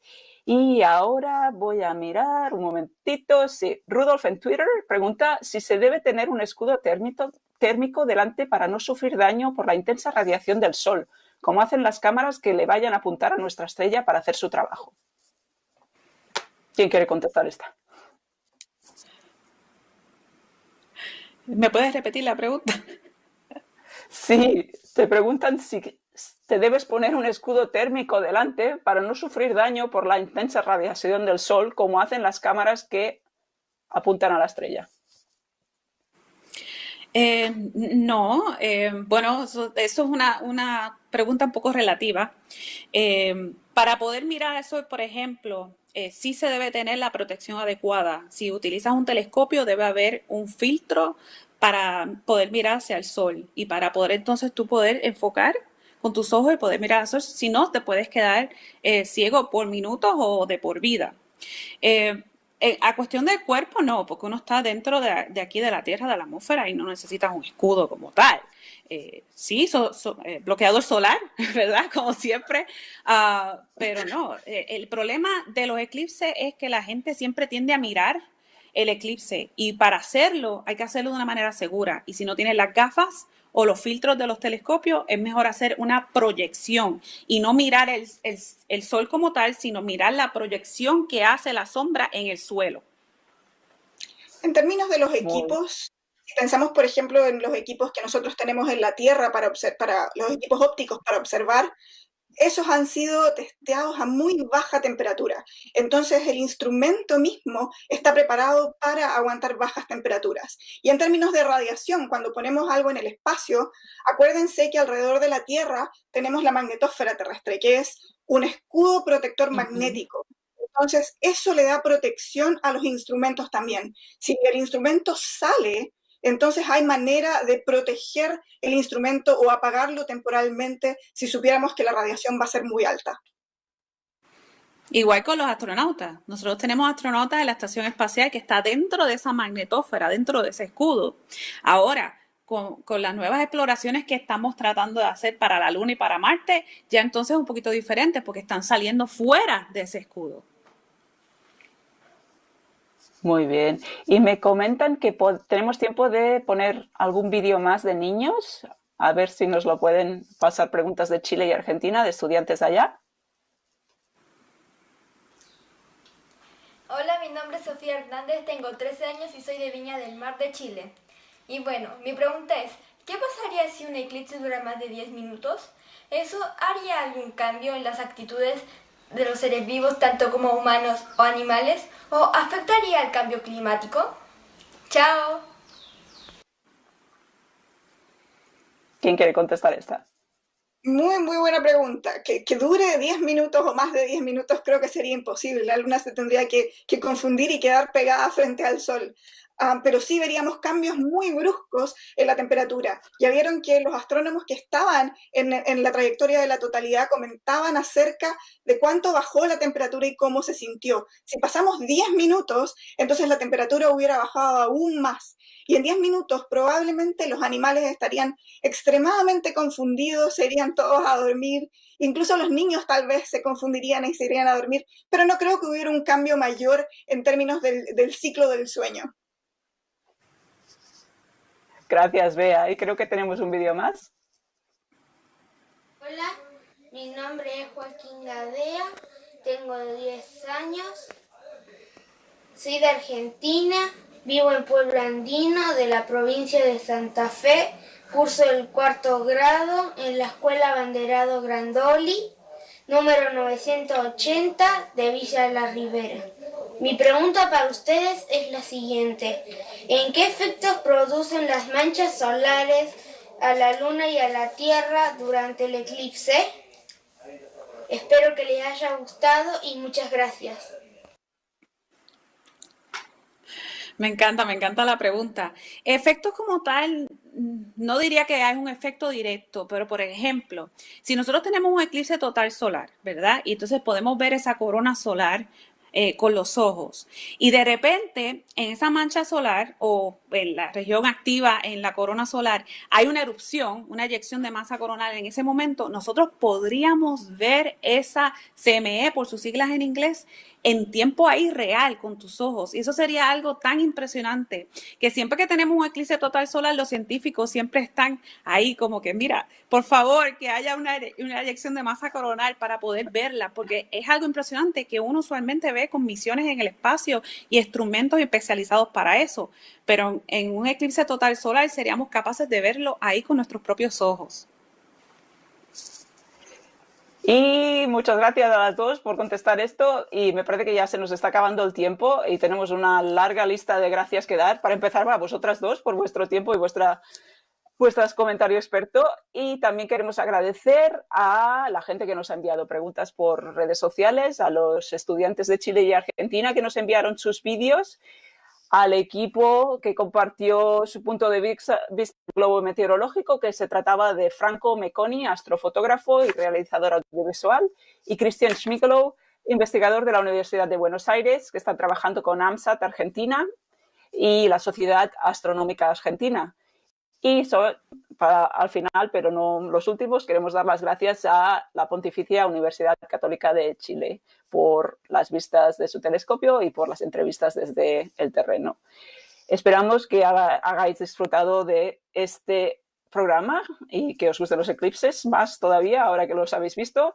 Como recordatorio, los 3 próximos eclipses solares van a ser en Antártida en el 2021, en el sudeste de Asia y en Australia en el 2023 y en México, Estados Unidos y Canadá en el 2024. Si estás en la trayectoria de la totalidad de este eclipse, anímate a enviar tus fotos, ponlas por redes sociales, etiqueta nuestras cuentas de redes sociales y así nosotros podremos verlas, seleccionar las mejores y compartirlas en nuestras cuentas de redes de la NASA. Para enterarte de futuros programas en español y mucho más, síguenos en las redes sociales en español. Estamos en Twitter, Instagram y YouTube como @NASA_ES y también estamos en Facebook como NASA-ES. También puedes visitar nuestra página web para más información en profundidad, no solo sobre el eclipse, sino sobre todas las misiones de la NASA en español. Y nuestra página web es ciencia.com.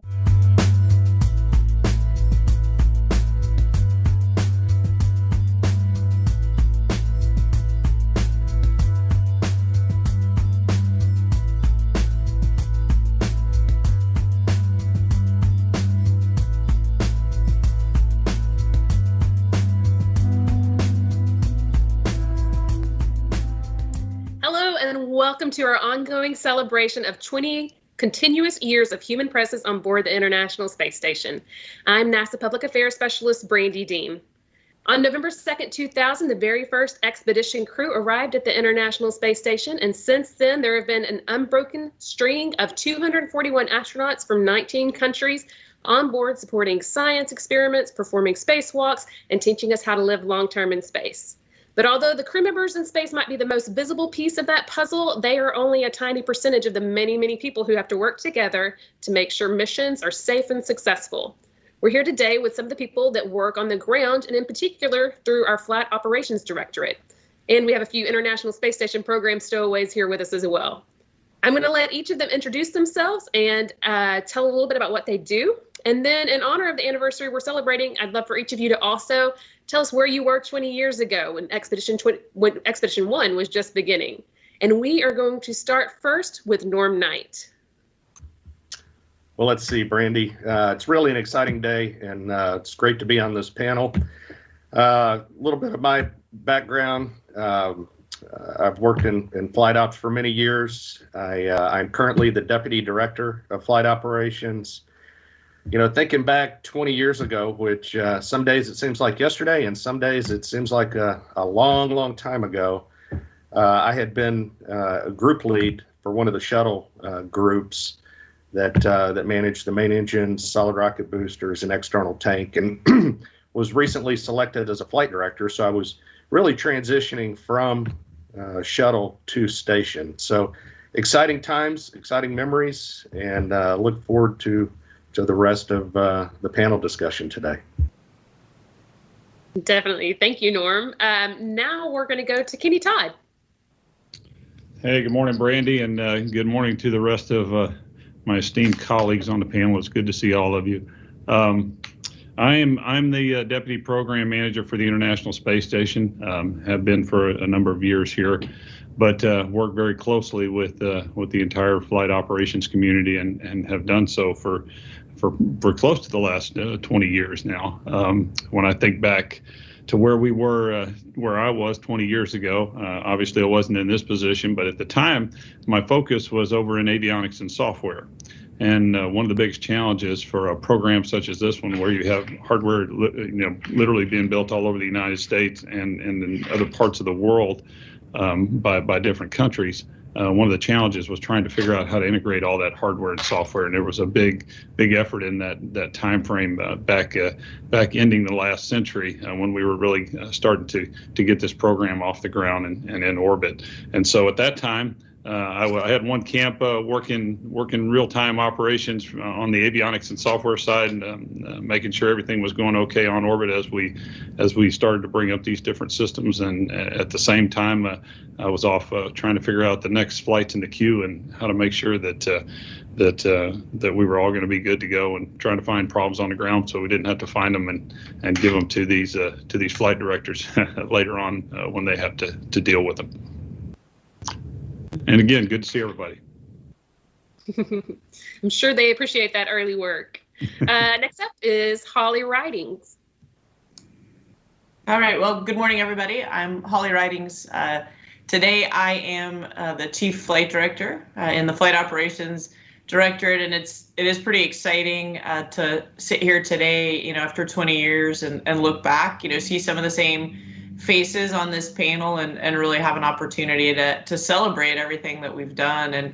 And so today I'm the Chief Flight Director, but if you go back 20 years, I was just starting out at NASA as a flight controller, just newly minted, and was able to sit console for the very, very beginning of Space Station. And so for a while, I would tell everyone I had the entire history of Space Station in my head. And now it's gotten so complicated, I don't think I can remember it all. But for a while, I could go flight by flight by flight, and that was how I organized my whole life. Not birthdays, not holidays. Space Station flights were the milestones, and really still are, actually. That's kind of how we mark time in our world. So super exciting to be here, and hope you enjoy what we talk about today. Thank you. Next, let's go to Emily Nelson. Good morning, and hey to everybody. So let's see, right now I'm the Deputy Chief Flight Director in the Flight Operations Directorate, and we're still also active flight directors. 20 years ago, I was also starting out as a junior flight controller. The Expedition 1 launch marked a transition where one role that we had early on was going to retire because the space station, which had actually been in orbit for a while, was going to have people on it. And so we were going to retire one position and move into a full team. So I was excited to be transitioning into additional responsibility and getting maybe to become a little bit more senior as a flight controller someday. But I was a pretty baby flight controller back at that point in time. That's so cool. How about we go to David Korth next? Hey, good morning. It's good to be back among friends. I hung up my flight director spurs several years ago. So now I'm the deputy manager of the ISS Avionics Software Division, what Kenny was doing 20 years ago. 20 years ago, I was sitting console in what we call the Blue Ficker, a much smaller version of what's behind Emily right now. And I was the lead planner for Expedition 1. And so, I look back and I was reflecting this last couple of days on what we've accomplished since then. thinking, how much preparation went into Expedition 1. And as Emily mentioned, the uncrewed station that existed for a year and a half, 2 years before the Expedition 1 crew showed up, and how much work, effort we all put into working with the Russians, trying to come up with what the plans were going to be, how we're going to integrate things together. And when we finally cut our first plan and uplinked, that's when it hit us. This is real. This is actually happening. And clearly a lot has transpired, both with all of our partners and the vehicle itself and the evolution of operations. So I'm glad to be part of this group today. It must have been such an exciting time. Finally, we're going to go to Pooja Jasrani. All right, good morning, everyone. I'm happy to be here with all of you. Like Brandy mentioned, my name is Pooja Jasrani, and I am a flight director. I was selected in 2018, so I'm one of the newer flight directors in our office. I was selected with 5 others, making a class of 6. And so I am one of the baby flight directors, you would say, but have had a lot of experience now at NASA. In 2000, I was in 11th grade. I was in 11th grade and had a lot of space posters in my room, and was very inspired by space and wanted to be where I am today. So very excited to be here. Thank you. I saw a lot of head shaking with the 11th grade, but. Yes, this is already so much fun. So now we're going to back up a little bit. Although a lot of this group supports flight operations and mission control, that's not everything that flight operations does by a long shot. So Norm, since you're the Deputy Director of Flight Operations, why don't you give us an overview of what Flight Operations Directorate is? Okay, Brandy, in 11th grade, goodness, that's a shocker. So flight operations, we live in a lot of acronyms. So you hear FOD, it's synonymous with flight operations. It's Flight Operations Directorate. And really what we are is a service organization for all the major programs for development and mission execution. And so what I'll talk a little bit about and give you an overview today is really for station, but it does support all programs. And, the program is our customer. We're an org of about 2,500 people. And we have 3 major functions within flight ops. You could think of us as kind of like a tripod. One leg of that is our astronauts. We have about 47 active astronauts today. The other leg is aircraft operations. We call it AOD. And we have about 60% of the aviation assets for the agency within flight ops. We have 19 T-38s that are used for spaceflight readiness training. We have a cargo transport, the Big Guppy you've probably seen flying around. We have some high research aircraft used for science and training. And then we have a Gulfstream 3 and a Gulfstream 5, which are used to transport the crews home after landing and get them back reunited with their family. And then we have the plan, train, fly part of the organization, which is really the biggest part of FOD, although it all works together. But really that plan, train, fly is what we do for the program. We really start planning and training each of these ISS increments, which are about 6 months long, about a year and a half out. And the teams work very hard to take the program requirements, metabolize those into a plan, a very detailed plan of how to accomplish this. We train the astronauts, we train the flight controllers, we integrate the teams, and we get ready to go in and execute that in the real-time environment. And that plan really starts from when the astronauts leave their families to go to launch, all through all activities on orbit to the time that they come back to Earth and are reunited again with their families. Where you see a lot of this really culminate is in the Mission Control Center. Many of you have probably seen Mission Control, whether you've seen it in person or in photos. That's the command and control center for the International Space Station. These teams work 24/7, 365 days a year. The flight director is really the conductor in these real-time teams, managing all the systems on board. And the purpose of the teams in there is to manage the systems and also provide crew safety for this orbiting laboratory in real time. The teams typically send about 30,000 remote control commands from the ground to the space station a month to manage this platform. So it's very interactive, it's hands-on, it's tactile, and it's very rewarding. Flight operations, we're very rich in tradition. We have our foundations of what we call foundations of mission operations. They're leadership tenets, not unique to FOD, as we say, but really for any effort that requires leadership. It's discipline, confidence, competence, toughness, teamwork, vigilance, and responsibility. And it's these leadership attributes that define our culture. And this culture, in addition to the flight rules and procedures, is really what provides the framework for the critical decisions and the operations that are ongoing, as you see in real time today. The teams are trained to expect the unexpected, to improvise and overcome, and to work with a lot of other team members, both here at JSC and other centers, to always assure astronaut safety, vehicle safety, and achieving the mission objectives that are set forth by the program.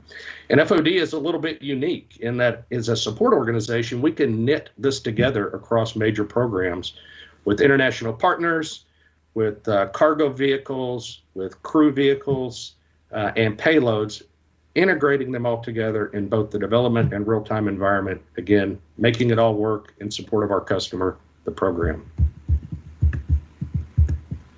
And I think that sets us up now for maybe Kenny Todd to come and tell us. I think it might be confusing to people that the people you see supporting flights, sitting in mission control, and flying the space station don't actually work for the space station program. So maybe you can explain kind of that relationship between FOD and the space station program. Sure, Brandy.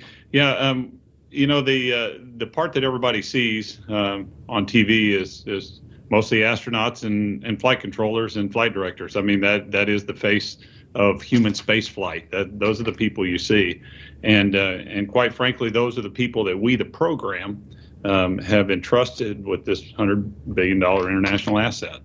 And so, as Norm said, they have the responsibility given to them by the program to train our astronauts. Make sure that we have a flight control team that's certified and ready to go, and multiple levels deep in failure response. And I think through the course of the history of not just this program, but all programs, you can see that the tenets that Norm laid out today have really been the foundation, which has been used in all human spaceflight programs and been executed very successfully. So anyway, flight operations is from a programmatic perspective. There are so many different facets of the program. When you look at the engineering, the safety, the people who manage our spacesuits, it's a huge program. But somebody has to have that responsibility to operate the vehicle day in and day out, and we look to the Flight Operations Directorate to do that. Keep the crews trained, keep the vehicle safe, and flying in a good way every day. Now we have a control center over in Huntsville, Alabama, that their primary focus is going to be making sure that while flight ops is taking care of the vehicle and keeping everything safe, that they're working with the principal investigators and getting the science done on board station. So there's a nice sharing of roles there, but at the end of the day, we look to the flight operations director to make sure that we take care of the vehicle, take care of our crews, and again, we complement that with a large workforce of folks that make sure that we hold each other accountable from the standpoint of the technical requirements, our safety requirements, keeping our suits healthy. And so anyway, that's kind of where flight operations sits in our bigger overall program. Thanks. That was a really good explanation. And I think it brings up that, the space station isn't the first program that FOD in some form has supported. You guys have been working with all the human spaceflight programs pretty much since the beginning. But I think probably the space station's first expedition was kind of a turning point for you guys because, among other things, it meant that mission control had to be open 24/7, 365 days a year. I think Holly and David, you guys were already flight controllers at that point, so maybe you remember a little bit about what that transition was like. Yeah, so maybe I'll go first, and then I'll hand to David, because I think our perspectives are maybe a little bit different, right? So I came in right when we were building up the team of folks, the flight control team that would work the space station. And so, I didn't start on the shuttle side and then transition over like Norm and Dave's got some experience as well. So to me, the 24/7, 365 is really the only world I've ever known. And we supported from the space station side, round the clock. And then obviously when the shuttle came up and docked and we did joint missions together, and really laying the foundation for so many ways that we partner with all of our international partners and then now our commercial partners as well. And so, I was lucky enough to come and be some of the very first people to get certified on the space station side and learned the ropes from that perspective. And, Expedition 1, anytime you do anything for the first time, right, there's always excitement, but also trepidation, because you've spent so much time trying to anticipate and consider how it's all going to work together. And then you sort of go live, and then you some of it works and some of it doesn't. And actually, that's probably the best part of our job, is getting to solve all of those problems, right? That's what all of us love to do after all of the hard work's been put in to prepare. So that's kind of my perspective on it. You're at the starting gate and you hit the go button in station.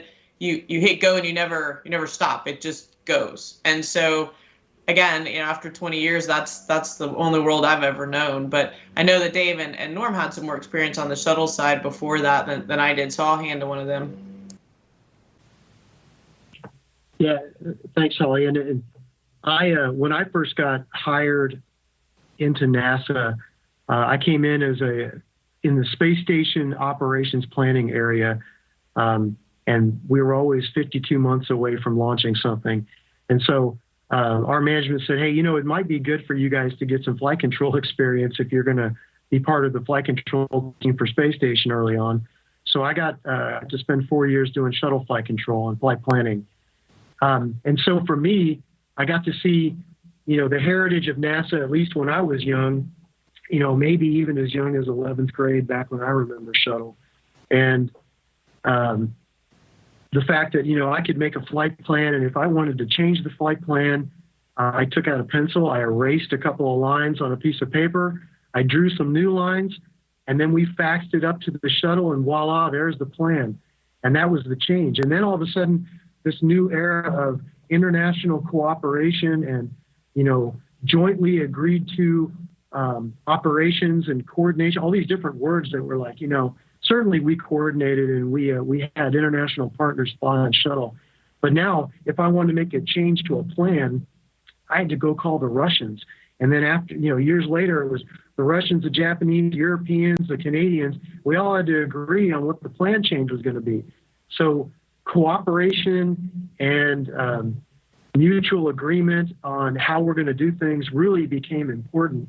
And so for me, I saw that transition. And the other aspect, and I know Norm's got he saw this same transition in mentality from the U.S. perspective of a lot of experience flying short duration missions, and we were even very proud of ourselves with our 16-day extended duration orbiter missions. And then we go talk to the Russians about this new space station project, and they well, we've been flying Salyut, we've been flying Mir, we know long duration space flight. And so we had this ideological sort of conundrum where we both thought we were right, we both thought we had the right approach, and it was really sort of a meeting of the minds where we both had to come together, and we brought in some new technology and some new approaches. They brought in years of experience dealing with long duration crews and how to operate something continuously. And so Expedition 1 was kind of the culmination of all that discussion and began the adventure that we kept learning, and things have changed quite a bit. And the relationships that we've got with the Russians have changed and evolved quite a bit. And then we brought on all of our partners. So I saw that as kind of one of the main benefits to me of being part of the station, is opening your mind to a different approach and how you can do things, and relying on your heritage and your experience, but using that to build something jointly together. Yeah, Brandy, I'll add to that a little bit what Dave and Holly said. You know, the fulcrum was really on the shuttle side initially, and so like Dave said, you know, our big long duration missions were 16, 18 days max on the shuttle. And so we had shuttle teams off working shuttle, we had station teams working station, and it was a paradigm shift for a lot of the organization to go from these sprints on shuttle really to this marathon on station. And you could see over time shuttle was, you know, king per se, and that's the way things were done. But slowly and surely, you know, evolution of human spaceflight was really transitioning to station and beyond. And so the shuttle, you could see starting to fade. And even though it was bringing up the cargo, that mentality was, hey, this is the new way for the evolution of human spaceflight. And so that mentality of marathon is really, it's exactly what we're doing today. It's what we'll use today for Lunar and Gateway and Mars. And it really, I think, has provided a good proving ground for this. And we have changed significantly from when we started station to now. Our whole flight control team model has changed because, you know, before, if we took that shuttle model, you have a lot of people on console and you're running those folks 24/7. It's not efficient. You burn folks out. And so really what you see today in the station flight control room from a flight op standpoint is what you get. It's a very small, agile team working, again, to make sure that the astronauts are safe and those mission objectives are being met. And we continue to evolve. So it's been fun to watch. Well, the word marathon is a good one because the next thing I wanted to talk about was Emily is, I think, the record holder for most time spent basically in that room in mission control. She has the most shifts for a flight director. So I think would love to hear from her on kind of what a regular day on console is. Yeah, it's maybe a dubious honor. The flight director I took the honor from told me I shouldn't be too proud of having so many shifts in this room. So when I think of, you know, what a day in the life of Space Station is like, I think all the way back to when I first started working console for Space Station was actually in 1999 as a shift duty officer, about a year before the first crew showed up. And so back then, this was an uncrewed ship, and you had fairly junior personnel, obviously, keeping an eye on it in the wee hours. And that was really just, like, I can remember back then, the whole shift was really just about making sure that we acquired comm every rev and that the comm was still working and that nothing looked funny.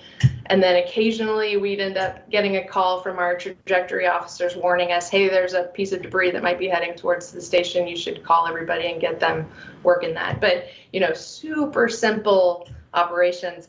And then over the years, you know, you get through the assembly phase. By the time Shep and company were on board, that was just a little while before the lab showed up. So then we started doing research, and we started really shifting through the years, you know, through assembly, where you're doing a lot of things for the first time. And anytime you do anything for the first time, you're going to learn maybe a lot.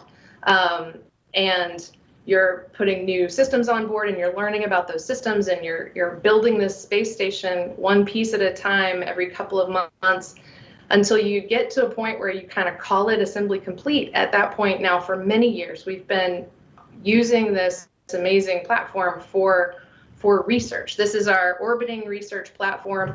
And so a normal day today looks really different from a normal day on any one of those 21 years along the path. We are supporting our crew members as they're executing a lot of research projects. Those research projects are different every month. We have a seemingly never-ending stream of new research that's coming online and getting to orbit and then coming back home and getting replaced by more. Occasionally, we'll have some systems that aren't behaving themselves, and so our teams will have to sort through those things. Occasionally, research doesn't go exactly as we planned, and so our team in Huntsville will have to work with the crew to sort out why it's not working the way it's supposed to and see what we can do that we'll still accomplish some science while working around whatever challenges we have. Occasionally, our international partner friends will have issues on their sides of the space station, and so we'll coordinate with them as they're working through the challenges to get their systems back online.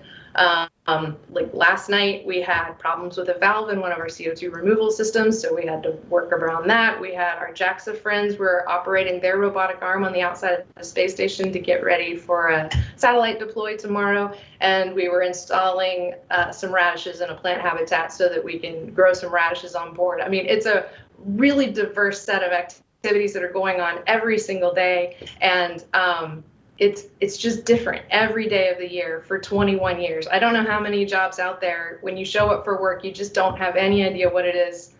You know, it's going to be totally different from the day before. And that's really what has just been so fun about getting to work on Space Station for all these years.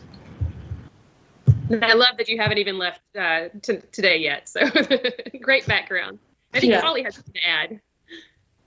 Yeah, it was only color commentary, right? So, you know, we are all engineers, and so we have this giant sheet of metrics, you know, spreadsheet of metrics, and so Emily watches the numbers go up and down, and you know, so last week she's like, "Hey, I need to work some console," you know, so when people need help, she pitches in. So she's been actually on the night shift for the last couple of days, and she has to keep the very serious, very fancy trophy for the more shifts on console, which happens to be one of those #1 foam fingers like you get at a ballpark. So, you know, we all have very serious jobs, but we also, you know, try not to take ourselves too seriously. You know, we live and work in mission control. All of us are there, you know, almost every day, right? So when you see us do a panel like this, it's easy to hear the stories and think about 20 years, but you know, we're here because we love it, and we still spend, you know, time in the building on console. You know, Kenny I think Kenny sleeps in his office in mission control sometimes. So, you know, anyway, I just thought I would throw in a little bit of color commentary. So that's it. That's perfect. I love that, a foam finger for your trophy. So for those who would aspire to such greatness, earlier this year, we had a call for applications for new flight directors. And I know based on the many emails that I got, there is a lot of curiosity about what it takes to be a flight director, and then kind of how you learn once you get there. And since Pooja is the most recent addition, or one of the most recent additions to that group, I thought maybe you could tell us a little bit about how that worked for you.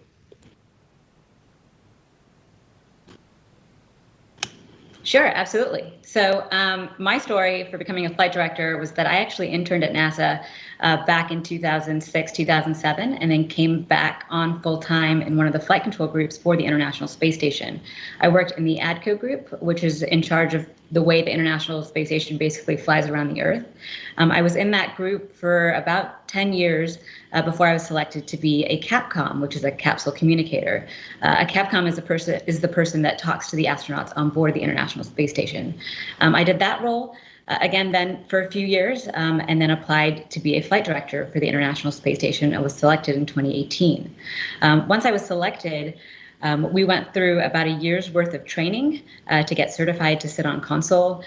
In that year's worth of training, we took a myriad of classes, basically all the classes that the astronauts actually take before they fly on station, as well as we did a bunch of simulations. And those simulations really tested the worst day ISS scenarios.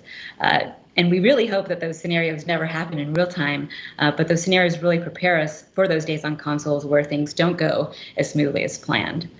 So once we got to go through all the training classes as well as the simulation, we sat on console and did real-time OJT to really learn the ropes of what happens every day on the International Space Station. And after that real-time OJT was complete, we were signed off by our chief of the flight director office to sit our first shift on console, which was a really memorable day for me because I was able to invite my family and friends to attend my first shift and sort of naming ceremony. So you've got to tell us now, and I probably we should go around the group. What name did you give your I'm not sure even what you call the noun there. Yeah, sure. Our team name. My team name is Unity, and I am the 94th flight director in the flight director office. And so I'll let you go around the horn. Yeah, how about we'll go kind of in reverse order. David? Yeah, I'm Odyssey Flight. And how did you pick that? Oh, wow. I've got to relive this moment on console again. For me, it seemed very appropriate because it kind of highlighted the journey that I took that sort of went through a lot of different turns, twists, my own Scylla and Charybdis, so to speak, and ended up, where I wanted to be when I started, when my boss asked me when I first got hired, where do you see yourself in 10 years? It was a little more than 10 years, but it kind of related to me and personified where I was, how I got there. That's great. Emily? Yeah, I'm number 70, and my team name is Peridot. There was one Christmas, my mom had given me some peridot earrings, and I was not familiar with the stone, so I go look it up, and come to find out it's a gemstone that you have to have an iron-rich environment to develop the gemstone, and they're frequently found in meteorites. And so the image I had in my head was of somebody landing on some planet somewhere someday and turning over a rock and seeing a familiar stone, a stone that we have at home, and then they find it on some planet far, far away. And so I thought that would be a good kind of reaching forward name for my team. Yeah, that's a great story. Holly?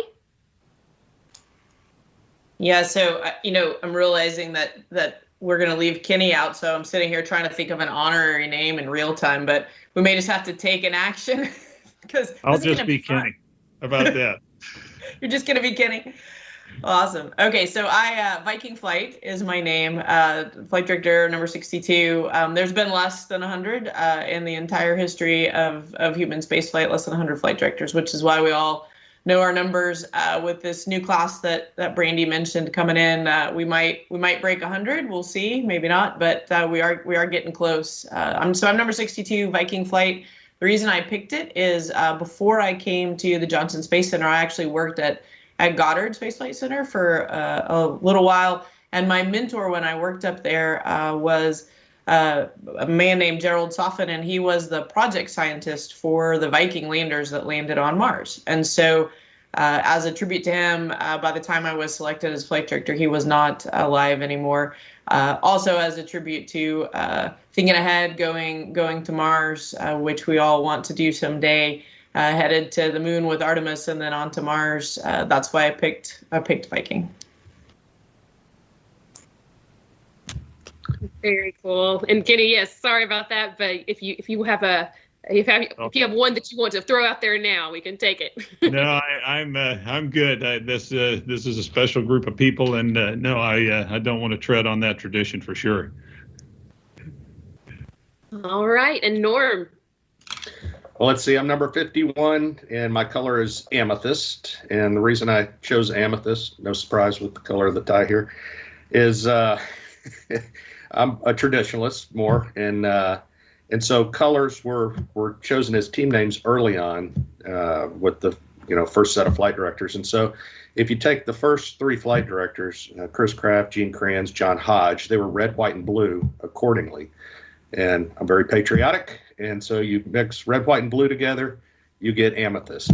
And so that's how it came about. So there you go. That makes total sense.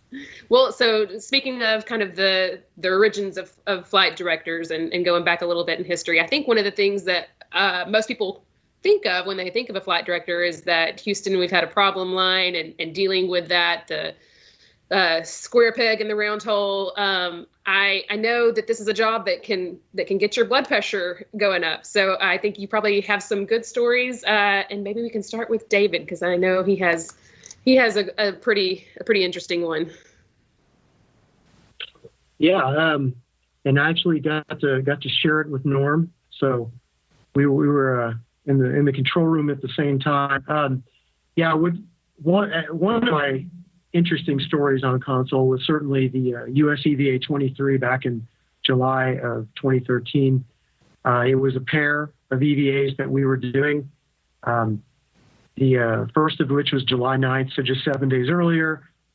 And we had, and we learned through this, we don't have enough time to walk you through the whole series of events that led up to it, but there were a couple of key things that I took away from the experience. First and foremost is to build on what Pooja just talked about. When you get certified as a flight director, you go through rigorous training, especially rigorous simulations. And the intent of the simulations, both for you as a flight director and as an upcoming front room controller, is to, quote, throw the kitchen sink at you, give you the opportunity to experience those really awful days where a lot of things are going wrong, how you prioritize, how you make decisions, how you lead a team navigate through those problems to come out the other end where everything's stable. That's at least the minimum goal. Everything's stable. What I found, you certainly aren't going to have the opportunity to simulate exactly what's going to happen, but what it does do is it prepares you mentally to deal with things that are unknown, because you fall back to your training. You say, hey, I've gone through all these things. You're thinking this stuff through your mind. I've gone through many scenarios where bad things happen, and you can't just freeze up. You can't lock up. You got to keep thinking. And so falling back on the training that, Pooja had to go through to get certified, and that when we go through for all these different dynamic events, whether it's EVAs, visiting vehicles, any other kind of major event that we do on station, we try to simulate and spend time building team so you understand how you and your team are going to react, building that kind of trust, and building confidence, self-confidence in yourself that you can get past a tough situation. The other piece of that is the reliance on team. It's not one person that's going to solve a problem. You have to rely on a team. And to extend that, this particular EVA, we had two astronauts outside, Chris Cassidy, who just returned home from his second expedition, and Luca Parmitano, an ESA Italian astronaut, who also came back from station for his second tour not long ago. So kind of the end of the story is it all ended well because they went back. But at the time, what we learned is that, our international partners, we had an EVA with two people, one international, one U.S., and they had absolute and implicit trust in the U.S. flight control team to lead an EVA and to resolve problems. And somebody asked me in the press conference shortly after the EVA, how was the communication with the ESA flight control team, and were they concerned? What did they ask you, and how did you communicate with them? And it made me think and realize that, this partnership that we've created is based on a lot of trust and mutual trust, and that we didn't, other than them following along and understanding that we were running this EVA and we had the best interest of all crew, the safety of everyone, regardless of what badge or flag they flew under, really hit home to me. So the event itself, it took we terminated an EVA an hour and just over an hour into an EVA with something that did not appear at first to life-threatening. And after we declared termination that the event started to go downhill quickly, and there was a little luck involved that we terminated when we did, and that the EVA itself was set up to where the astronauts were not as far away from the airlock as they could have been had this event occurred later in that same EVA, where both astronauts were going in different parts of the station and would take them longer to get back to the airlock. It was certainly traumatic. And then certainly when we got back into the airlock and we got the helmet off, an hour and 41 minutes PET, or phase elapsed time, you could see all the astronauts on the station, our Russian colleagues, everybody in the airlock doing what they could to help get that helmet off. The goal was get that helmet off as quickly as you can. 1.5 liters of water in a helmet when you're in space is, putting your head in a fish bowl. And so it was great to see the international cooperation there at the very end.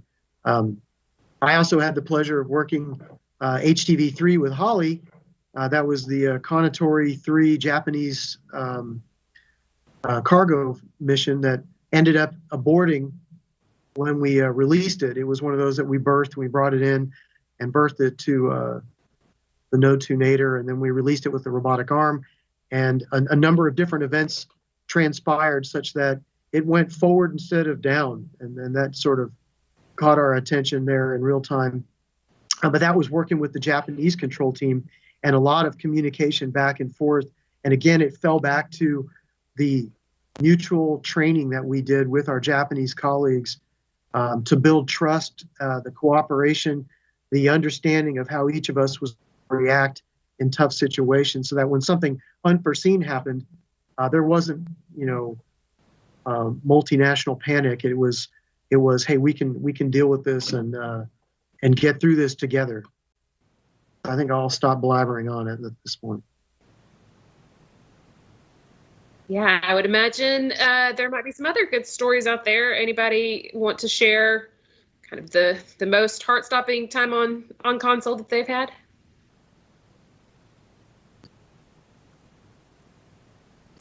Yeah, I'll do a quick one, right? So was on console early on as a flight director, and we were bringing a progress vehicle into the space station. And so typically that's an uncrewed, cargo vehicle. The Russians build, flies up to the space station automatically. Normally what happens is it has an antenna that moves out of the way when it gets close, such that then makes room for the docking mechanism to mate with the space station without any interference. And unbeknownst to us on the ground, that had not happened correctly. It had not retracted properly, and so the Progress is coming on in, and of course that antenna created some structural interference. And so when it tries to dock with the space station, it didn't work correctly. When you have two vehicles in space and you try to put them together, you do what's called free drift, right? You don't want firing jets or moving around on either one of them. They don't go together nice and neat. So we're in a position where the Progress is coming in and the space station is drift. We're trying to put them together, and of course it doesn't work quite right. So then we had to figure out what to do, and this of course is our Russian colleagues trying to figure out how to go ahead and get what we call structural mate, such that now we can start firing the thrusters again, have attitude control of the space station. And so that story may not sound sort of adrenaline pumping maybe when I tell it very technically like that, but this is not something that happens. Typically we rendezvous lots of vehicles to the space station. It usually goes really well, and so having one where you're unable to finish completing the docking, but also not be able to get off the space station because you've kind of got this incomplete mating. Now you've got your space station in drift. If you stay that way too long, you're not pointed in the right direction. You don't have power. You don't have communication, and so that situation can start to go badly fairly quickly. And so, as Dave was pointing out, it's a team thing. And in this particular case, our Russian colleagues worked closely with us to figure out what to do.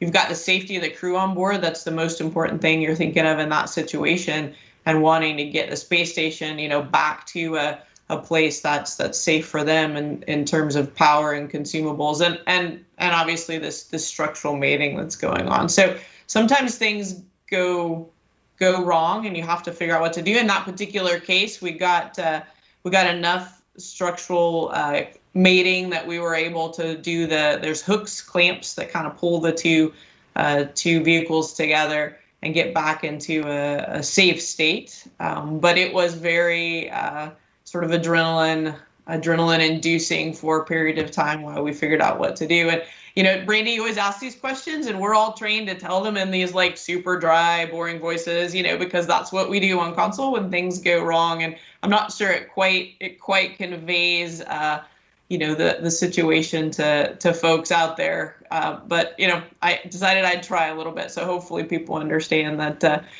that's our equivalent of heart pounding, where we have these very calm faces and sort of monotone tones, because that's what we're trained to do. Yeah, and just to add some color commentary to that one, I remember that day because I was with a team that was doing a training run upstairs, and word spread that, because it was pretty unusual for a Progress to not dock totally normally. And so word had spread upstairs into this, and we pretty much just like everybody took a pause and we moved our data from our simulation training data to the real-time data to just kind of follow along, with bated breath from upstairs to see what are they going to do? How are they going to solve the problem? We had a whole team that was following along that really, yes, when you describe it technically and in the moment, you can't get all, we don't make it a big exciting event. But I will tell you that from another room in the building having nothing whatsoever to do with the op, we were all watching because it was a kind of a really scary event. And let's see, Brandy, I'll jump in kind of from a program perspective. I don't sit and do the actual console work, but I look at from a programmatic perspective. We've asked the flight ops team, take care of the crew, take care of the ISS, and if something goes wrong, my perspective is get us through the shift, get us stable, and then we'll step back as an integrated group and take a look and see what our options are, try to figure out how to go forward. And at least one of the examples that I can think of, and maybe one of y'all can help me remember, for some reason I think it was 12A or 13A, we had a shuttle dock to station. And for whatever reason, the Russians had a computer failure. And we thought, oh, no big deal. And then they had another computer failure. And you're like, well, that's unfortunate for those guys. And then you realize, well, that's really unfortunate for all of us because we need them in order to be able to stabilize the station so the shuttle can leave. And we had absolutely no clue as to what happened with the Russian computers. The Russians didn't really have a good understanding. There was a lot of concern, I'll put it that way, because we were really in a situation where we couldn't keep shuttle forever trying to figure out what to do. We were concerned about overall maintaining attitude control. Should we try to undock and not have these computers that could control the propulsive systems? Pooja, you probably remember this. But anyway, I just remember that was a very concerning time for us at the program level because we were still building station. We were still quite a ways from being done. And to have a problem like this where you're really looking at each other going, how are we going to get out of this? I mean, this could, be a step in a very bad direction if we try to let a shuttle go and not have a good way of ensuring that we can clear it from the station without any kind of a contact. So it was at least over a period of days, it was something I think a lot of us lost sleep over, working with the entire team, engineering, our operations team, our safety communities, our partners, our Russian partners, trying to figure out, because it wasn't just as simple as rebooting that computer and bringing it back up, that it was a much more involved technical issue that, again, kind of felt like it brought us to our knees there for a period of days. And I assume some of you might have remembered that one.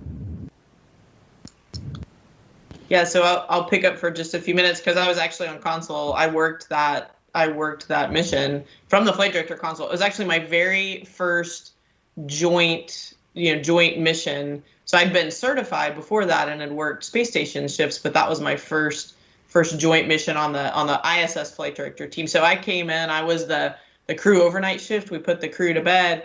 And I came in, and the lead of our team said, "Well, we're in free drift, and we can't figure out how to get out of it. We needed the computers on the space station to work, and then be able to hand back and forth in terms of the shuttle taking overall control of the combined space station shuttle.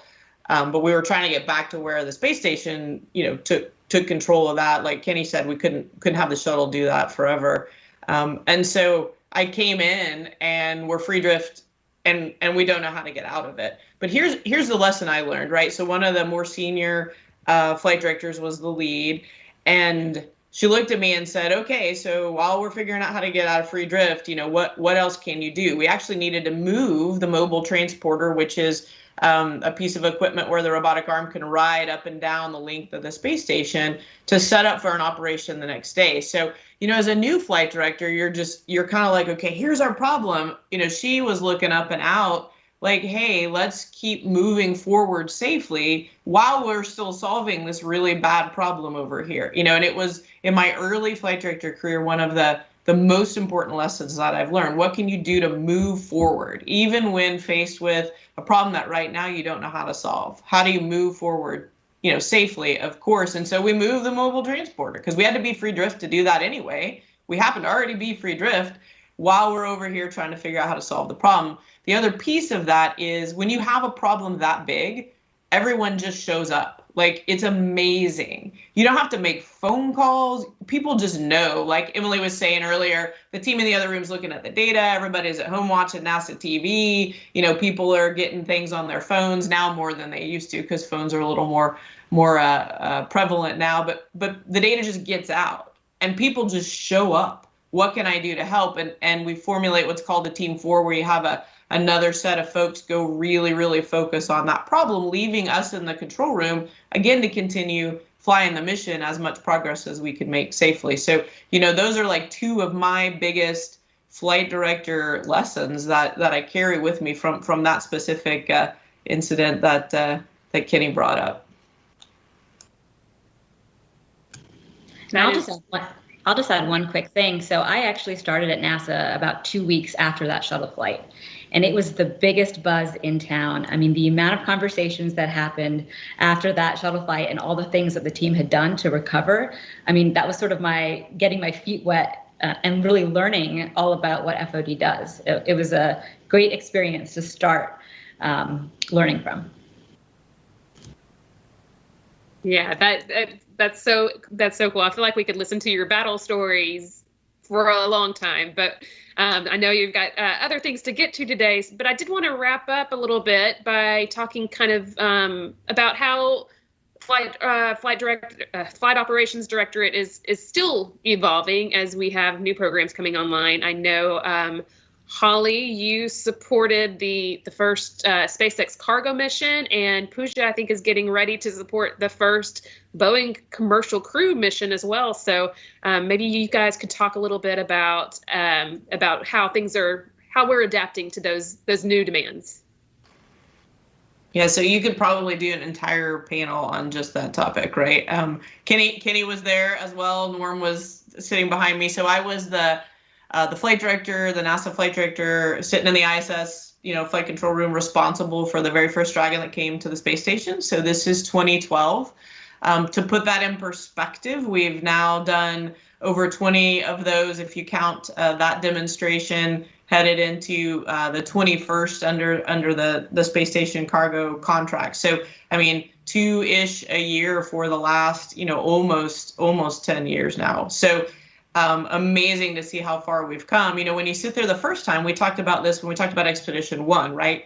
You've put all this blood, sweat, and tears, planning, trying to figure out how to do this. Again, Kenny remembers all of this, and then you go live, and it doesn't work exactly like you'd planned, and that's where we really get to do our jobs. That's what they pay us for, right? Is to figure those things out. And so we got about 120 meters from the space station, and our navigation sensors that communicated with the SpaceX Dragon didn't look quite right. So we got to sit there for a little while and figure out how we were gonna manage that in order to get the two vehicles to communicate and navigate in safely. And ultimately we did figure it out. It's another one of those stories where, like, literally heart pounding, but when you tell it afterwards, it's like, okay, well, we sat there and calmly worked through it. We had our engineering support, we had the program folks, Kenny was in the other room, Norm's sitting behind me, and we figured out what to do and do it safely, and we're able to bring the vehicle in. We did have to sit, 120 meters from the space station for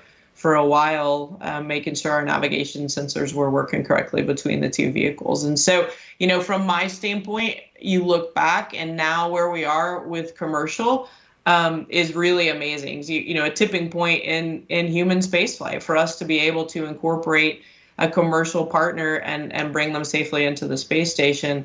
But to us, right, who started, at the beginning of the space station, it was just another opportunity, right? We had done Expedition 1. We had figured out how to incorporate, over time, all of our international partners, add their modules and their vehicles to the space station. And this was just one more in a continuum. And so we look forward now with all of the pieces that we continue to do on space station and, on into Artemis. And for us, that's, continuing to build on the skills and the culture. At the end of the day, it's about relationships and teamwork and trust. And you go and you figure out that combination with every partner, with every provider, with every team that we interact with. And, that's really the amazing thing to me about the International Space Station, one of the most amazing things. And so, again, I could talk forever, but, Kenny and Norm were there as well, so I'll hand to them. Well, I'll provide just one aspect of it that Holly hit on, and it's the teamwork and its relationships. And it was a fantastic day to get Dragon birthed, but if you look at the journey to get there, that was really what made it special, because the commercial cargo came on the heels of the Constellation program being canceled, NASA diverting funds from government type work into more of the private and commercial industries, to where NASA buys a service instead of actually building a vehicle. So that was the forefront of that. And I'll tell you that the dynamics between commercial and NASA and government at that point was pretty toxic. It was, NASA funding has gone down. It was given to commercial. It was just, the timing was bad and the environment was not great. And it really took, Holly and her team and Kenny and the programs to really start helping build trust, as Holly said, because we were doing a lot of finger pointing back and forth, and it was getting us nowhere. And until, those relationships started to be built, the trust started to be instilled in that you need us, and NASA recognizes that we needed them as well. We're not the enemy. We're the solution. So are they. And we have to work together. So we started focusing, instead of pointing at each other, we're pointing now at a common goal, that common goal of successful commercial cargo. And that is the foundation. And the success of that is the foundation we're resting on today with Commercial Crew. It's what we're going into with the Gateway and Human Landing System. And it all goes back to that. So leadership matters, relationships matter, and people and trust matter. So just a great success story. I see, and Norm, absolutely, I agree with you and Holly both. I mean, if we look back at when Station started, did we know that we were going to end up in this model? Not necessarily. I mean, we sort of had to adapt the mission along the way based on the guidance and direction that we've been given, and again, that brought some new people into our circle that we didn't know about when we started this. But one thing I talk to people about up and out a lot is the fact that we have a space station culture.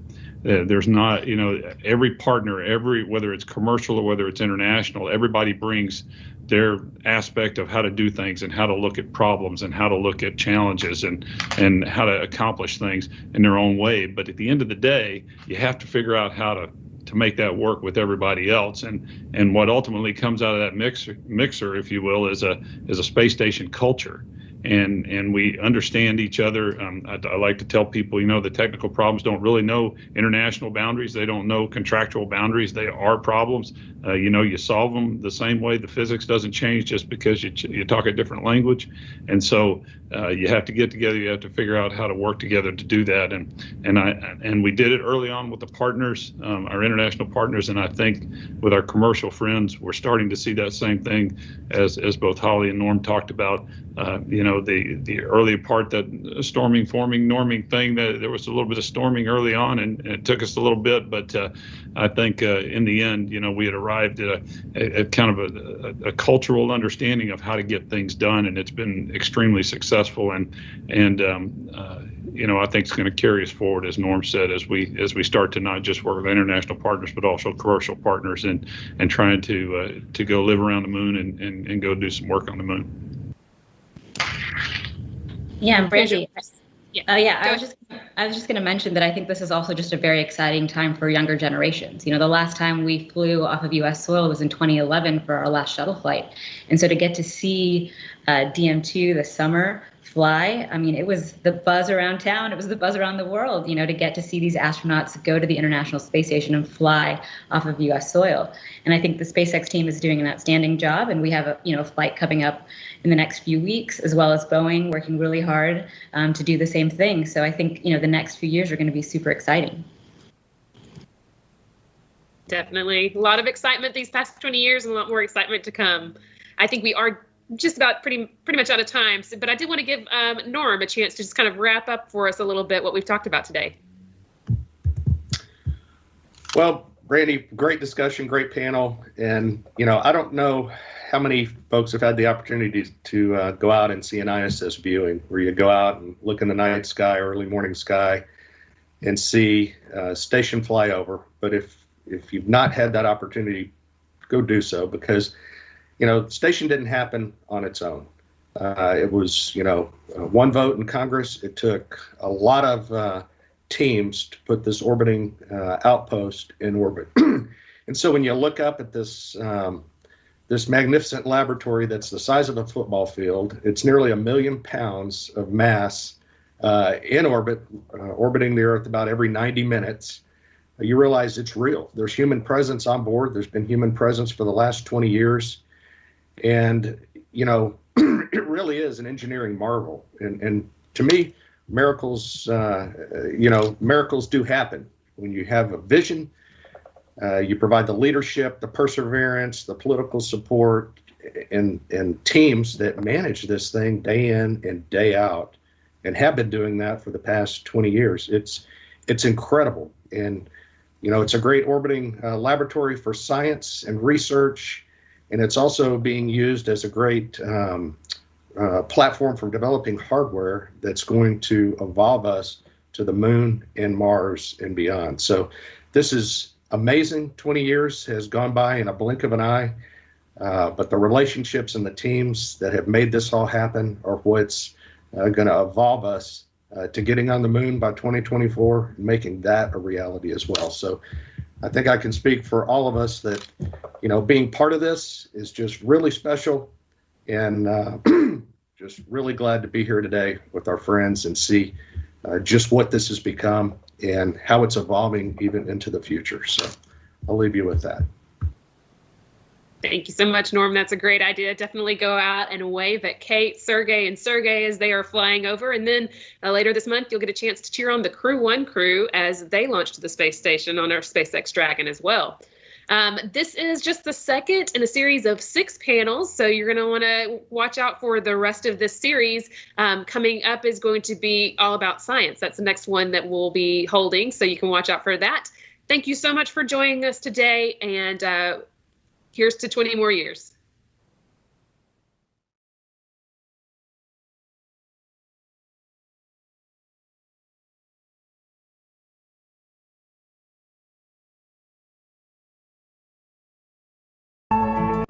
NASA's Jet Propulsion Laboratory presents the Von Karman Lecture, a series of talks by scientists and engineers who are exploring our planet, our solar system, and all that lies beyond.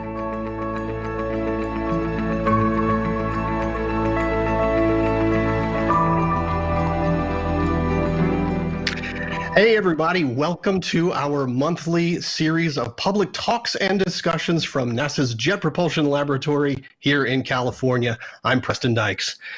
Well, this month we are super excited because we are getting ready for an epic journey to the Red Planet. So buckle up, because we're going to Mars. Now, for this show, we have 2 speakers to share how they're helping to make NASA's next Mars rover mission a reality. Now, if you're watching live on YouTube or Facebook, you can submit questions via the chat, and we'll work in some of those questions into the show as we go. And so to help us with that, I am really grateful to have my colleague from the NASA Mars Public Engagement Team, Sarah Marcotte. Hey, Sarah. Hey there, Preston. So it's going to be my role to take those questions from YouTube and Facebook, so keep them coming. If you happen to lose the chat window, just refresh your browser and it should appear again. All right. Thanks, Sarah. I'm glad to have your help.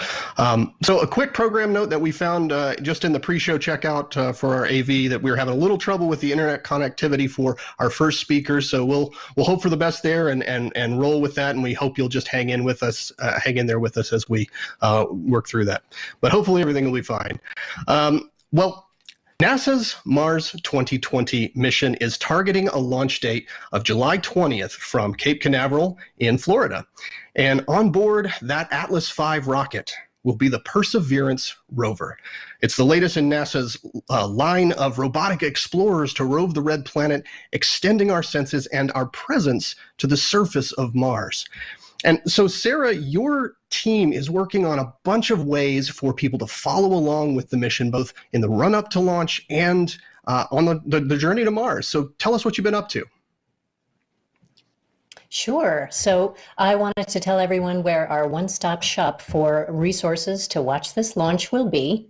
It's our website, which is mars.nasa.gov/Mars 2020. Now, that is where everything you need to watch this launch will be located. Now, on this website, we have a page called our Launch Toolkit, and it's just that. It is a toolkit that gives you all the tools you need to watch the launch, whether you can actually join us at Kennedy Space Center in Florida, or you'll be watching online like I will. Now, I do want to mention that in the next few weeks leading up to launch, we're going to be releasing several new experiences. So it's pretty important to check our social channels and to check the website again as we release things in the weeks leading up to our July 20 launch. All right. Well, thanks a lot, Sarah. That sounds great. So just remember to follow @NASA on Twitter and Facebook. So it is always an exciting time when we head off to Mars with a new mission. And over the years, we've built up some experience in landing and operating spacecraft on the red planet, but it's really complicated, really hard, and it takes a lot of people to working together to make it happen. So now in the run-up to launch, we tend to place a lot of focus on the engineering side of things for obvious reasons. But of course, there's also a large team of scientists involved from the beginning who really help to shape what the mission becomes. Everything from what science questions will the rover investigate to where should we land? And so our first speaker is one of those scientists on the Mars 2020 mission. Dr. Bryony Horgan is a co-investigator on the rover's camera team and a professor at Purdue University in Indiana. So hey, Bryony. Hey, how's it going? I'm so happy to be here. Great, thanks so much. So now you're a planetary scientist, right? First of all, what does that mean, and how do you describe your job? So a scientist uses basically any kind of science you can imagine, everything from biology to chemistry to geology, physics, to study the planets in our solar system, to try to understand their history, everything from, what kind, did they ever support life, or, really, it's a pretty fun job because we get to do a lot. But yeah, so what I like to do personally is I actually do planetary geology. So I use mostly images and other data from satellites in orbit around planets, as well as rovers on the ground, to try to understand the past geology of planets like Mars and the Moon, and also back here on Earth, working in the field in the lab. Cool. And how did you come to be part of the Mars 2020 mission? How does one come to be a Mars rover scientist? Well, the way we got it was going to send this rover to Mars. JPL is going to build it. Now we're going to reach out to the science community to compete for instruments that are going to go on board. And so back in 2014, I believe, we had a competitive grant competition, basically, where we all the scientists got together and, split up into teams and developed instruments that would help address the big science questions that we wanted to answer with this rover, proposed those instruments, and then NASA selected the ones they thought would be the best for answering those questions. And so I was lucky enough to be on the camera team that was proposed, and we were selected, and now we're going to Mars, and we're really excited. Awesome. Well, tell us about the Perseverance rover. I mean, what are the key things that people need to know about this particular rover? So this rover is what I like to call a robotic astrobiologist. So this rover, the whole goal of the mission is to try to look for signs of ancient life on Mars. Now that's a really big deal. You might have heard a lot in the media about, looking for water on Mars and finding water on Mars. And that's what we've been doing for a long time. We've been trying to understand, what was ancient Mars like? Was it ever Earth-like? So it's really been this big buildup all the way from the Pathfinder rover back in the 90s, to the Spirit and Opportunity rovers back in the early 2000s. Those were our first sort of robot geologists that landed on Mars, trying to look for signs of that ancient water. Was Mars ever Earth-like? And then that was followed up by the Curiosity rover, which is still roving Mars today in Gale Crater, which was trying to understand whether or not Mars, those watery ancient environments on Mars, could have actually supported life if they were habitable environments. Now that we've done all of that, the rovers, and we've also had satellites in orbit around Mars, trying to understand what the history of Mars is like, because looking for little green men running around, we're looking for signs of ancient microbes that might have once lived on Mars. And it turns out it's really, really tough to find signs of microbial life in the geologic record. It's even hard here on Earth. But we think we know enough now that we have a really great landing site that we can go to look for these ancient signs of life. If you bring up graphic 1, you can see a shot of what Mars 2020 we think will look like on the ground. It's artist rendition of the rover investigating some rocks on Mars. And so this is what we hope we're going to be doing. We'll be roving around a site we'll talk about a little later, Jezero Crater, trying to understand the geologic history of the site, as well as looking for these what we call biosignatures. If you go to graphic 2, so here's where the rover was until recently. This is actually what we call the High Bay JPL. It's where the rover was assembled. And you can see this photo is actually of the rover taking its baby steps back in December of last year. Now it's been shipped off to the Cape, and it's getting ready to get loaded onto the rocket, which is really exciting. If you go to graphic 3, you can see some of the really great instruments that are on board the rover. Because really, the rover itself, it's this amazing chassis, this amazing robot that's going to do all this great work. But it's the instruments that really are what the rover is about. And this rover really is an astrobiologist. We have all kinds of amazing instruments on board that are going to be doing things like looking for traces of organics at the millimeter or sub-millimeter scale. We're going to be looking for evidence of, textural biosignatures, all kinds of interesting things like that with our really heavy-duty kind of microscopic payload. A lot of the microscopes you can see are actually out on the end of that 7-foot-long arm.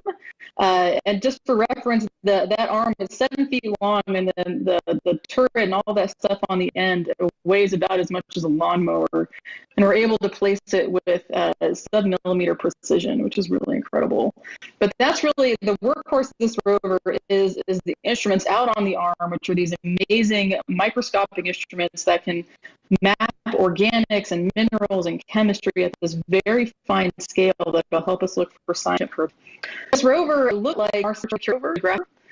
You can see just how similar they really are. I mean, they basically have the same chassis. They have the same kind of overall design, but they are very different. The Curiosity rover is basically a roving geology laboratory. It has an incredible suite of instruments that are designed to look at the chemistry of the rocks, the mineralogy of the rocks, because that's where the signs of that ancient habitable environment are trapped, is within the kind of details of the things that make up the rocks. Whereas again, with Mars 2020, we're really looking for signs of ancient biology, and so it has a very different suite of instruments. Even though they look really similar, they're going to be doing really different things on the ground. Gotcha. Well, it is a remarkable looking piece of machinery.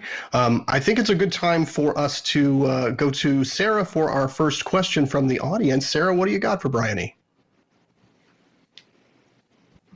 Sure. Well, I saw some questions come in, and they were related very nicely to what Bryony was talking about. So Tan on Facebook asks, how are Perseverance's duties, so what it's going to do on the surface of Mars, different from Curiosity? You talked a little bit about how the rovers look very similar, but how are the tasks different when Perseverance gets to Mars?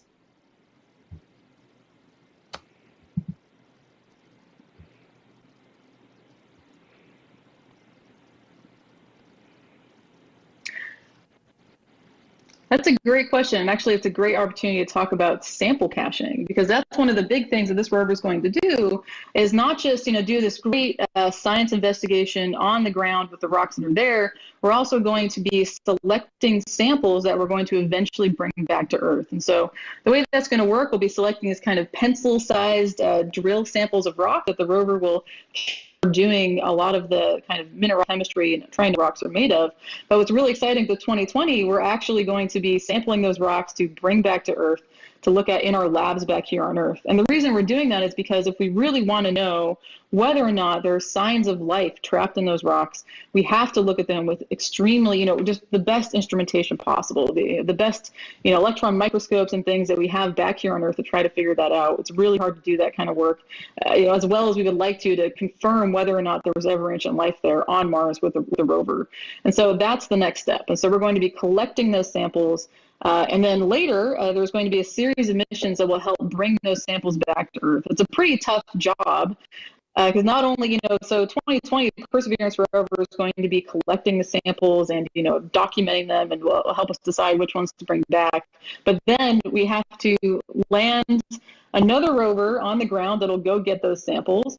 It'll have to bring those samples back to a launch platform. It'll have to load those samples into a rocket, which will then lift off the launch platform, blast into orbit, rendezvous with a satellite that'll pick up the samples, and then eventually make it back to Earth and land on Earth. So it's really, really tough. It's a lot of steps we have to go through, but we're starting to work on it.